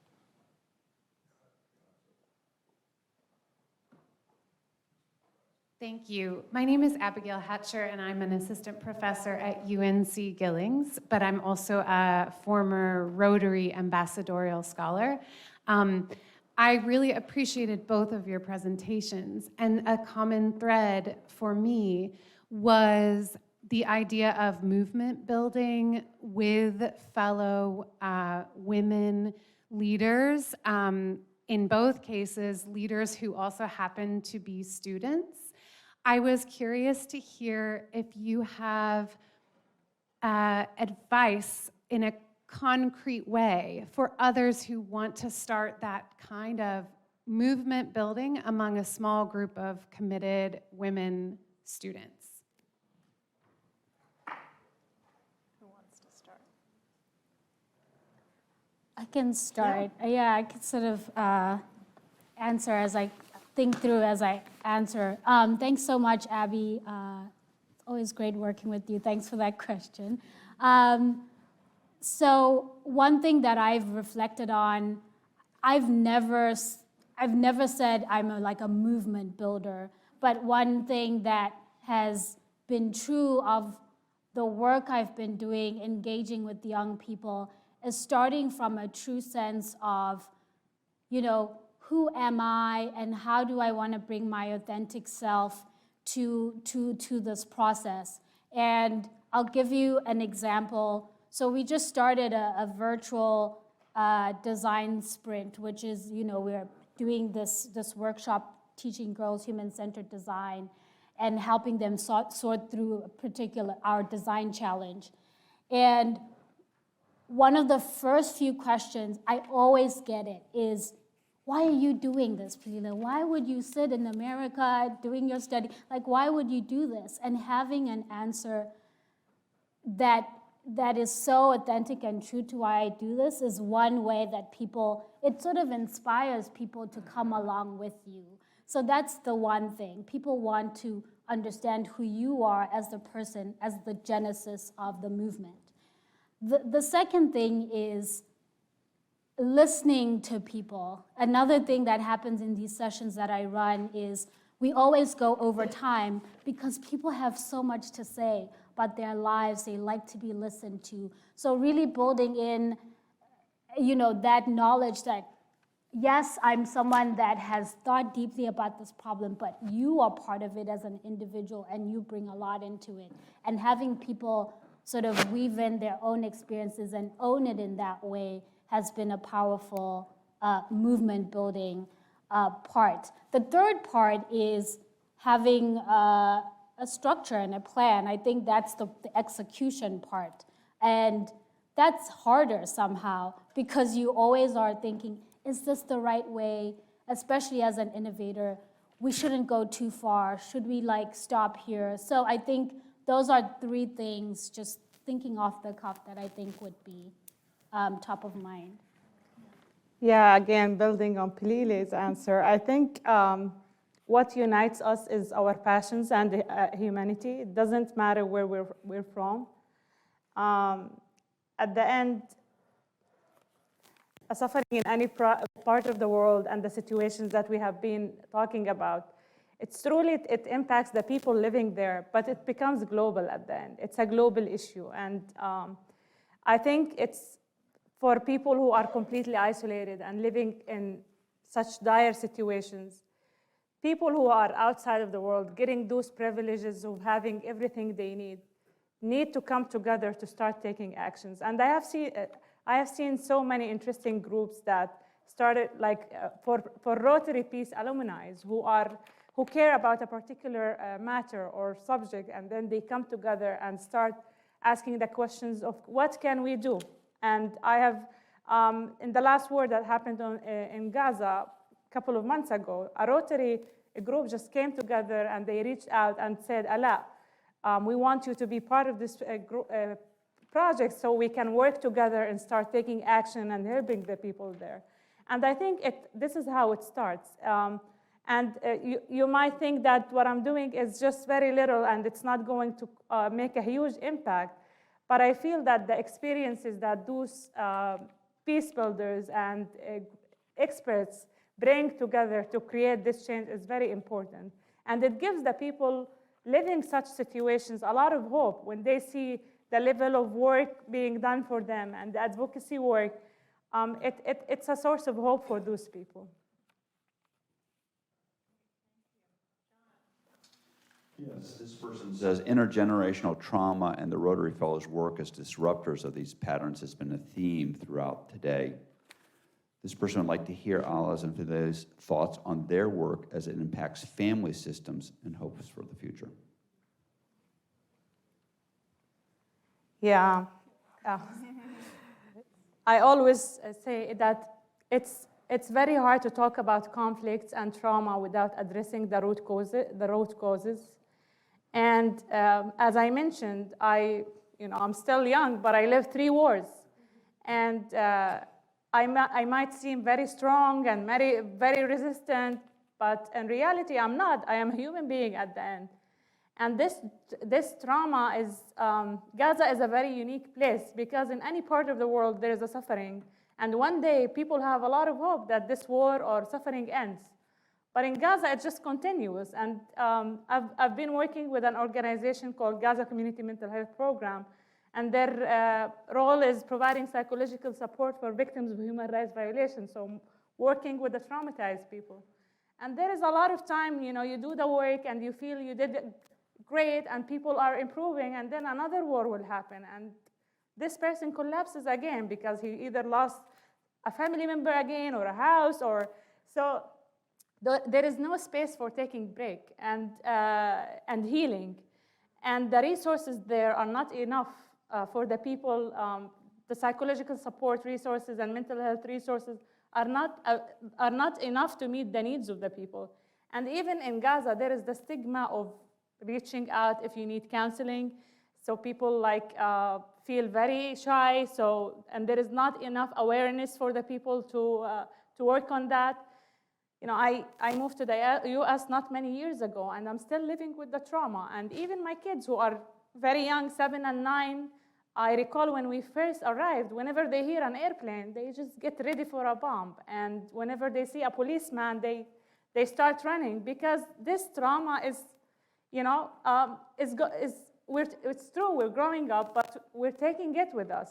And there needs to be a lot of work on this field, especially in Palestine, because it's a continuous state of conflict. And again, the resources are not enough there. Yeah, I'll sort of take that question along the lines of, so you talked about intergenerational trauma. I might reframe that as intergenerational poverty or systems of inequality and restoring family systems. So an earlier version of our program considered, how do we involve the existing familial structures in how we reach girls and get this intervention out there. I think there's lots of potential and work to do there.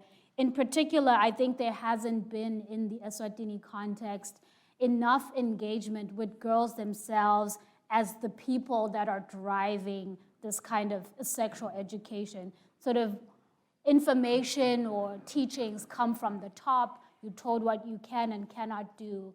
But as people with agency to work through the challenges themselves and propose solutions, that hasn't been done. So we see that as a potential game changer. But of course, people, the familial structures need to sort of come along with us. So there's still some work to make sure that intergenerational silencing of young girls doesn't transfer to the next generation. I'll stop there, but yeah. I see we have one quick question. Jim Peacock has the last question. Well, fantastic presentations and aspirations. So I congratulate you both. I want to add one comment, though. In your case, Swaziland is part of the problem, according to you, and old men. And in yours, Palestine and that area is a problem. So Rotary is international. Therefore, it tends to think internationally. I would also like to put in a plug for local cultures, and I want to give 2 examples. One of them is Swaziland, which is your homeland, and I will mention that one of the greatest young opera singers aspiring is from that. Yes. Do you know who I'm talking about? I I believe you're talking about Tondo. Yeah, Hi, it's Tondo. Florence is one of his supporters. And the other, all right, you already know about him. The other example is someone you do not know about, I suspect. His name is Sudibjo Marcus, and he is an Indonesian who is a member of one of the largest Muslim groups in the world. Muhammadiyah. It has 40 million members. That's even bigger than Rotary, believe it or not.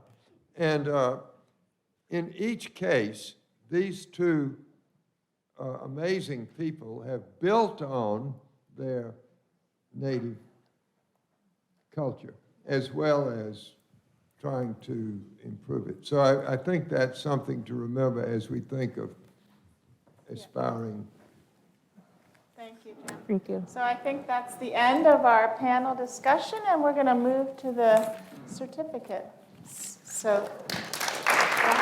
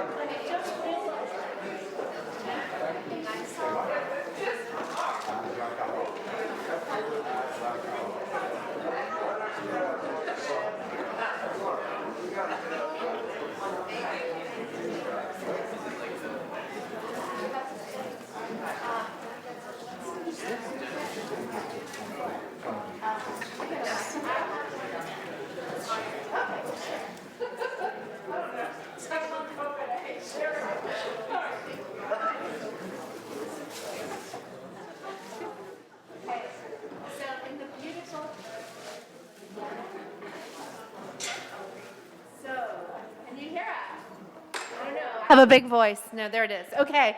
So in the beautiful spirit of our Duke-UNC Center, you can see we are sharing a mic. Innovation under fire. It is our pleasure, really our pleasure and privilege, to be able to confer certificates on this beautiful Class 19. Thank you so much for the way you have reimagined peace, and you are the ones who are sustaining justice and hope. So we are going to give you your certificates in alphabetical order. Here you go. For Duke first, Diana Campos. Yes. Larissa Harari.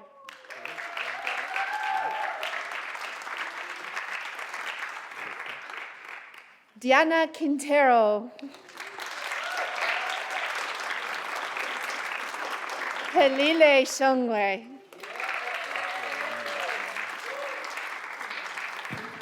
Yeah, that's it. All right, and from UNC, we have Natalia Contreras Pardo. Woo! Congratulations. We have Ala Hamuda. Congratulations. And last but not least, we have Roi Shao Hillel.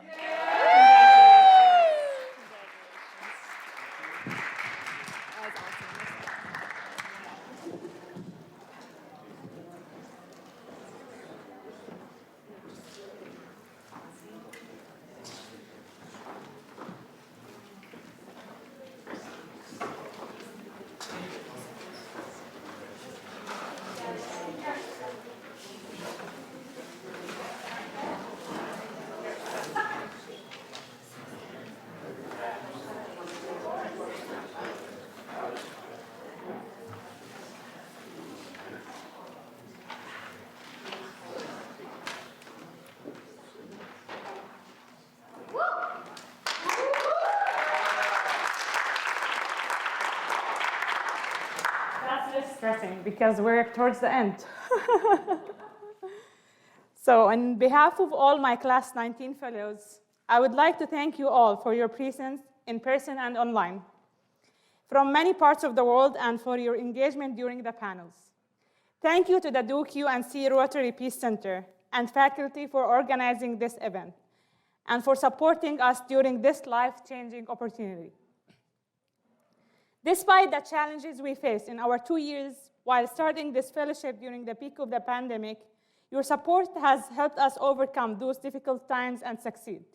We became stronger as a group and individually, by valuing more solidarity, self-care, friendship, and collaborative action. That's why we decided we needed to reimagine our realities, our experiences, and our future contribution to peace building and development. Today, we shared how our times as fellows has sparked reflection of a new action for peace building after an incredible experience at Duke and UNC. Today, we have celebrated the work we have done over the past 2 years, and in some cases, what we have achieved before starting the fellowship. Our conference is entitled Peace Reimagined, Sustaining Justice and Hope for the Future, because we bring different perspectives of what peace means to us, based on our personal and professional experiences. It is not a word by itself, and it requires so many perspectives to truly bring hope for the future and sustain justice for those in need. With our experiences and learning during the past 2 years, we needed to reimagine peace with all the experiences and stories we have brought to you today. And more importantly, not to take it for granted. We highlighted how we might reimagine peace through innovation, perspective shifting, and system change in sectors ranging from rural development, women's empowerment, psychosocial support, and transitional justice.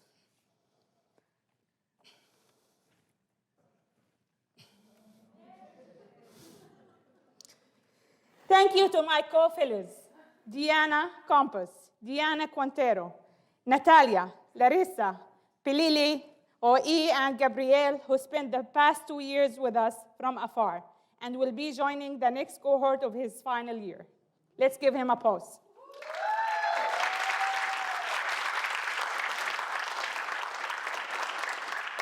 Thank you all for sharing this journey together. The end of this fellowship will be a new beginning and journey for us as future peace scholars, striving to make this world a better one. We hope that you leave today with a new perspective and renewed energy to continue the important work of alleviating the suffering of communities around the world, building a long-lasting peace, and inspiring hope. Thank you.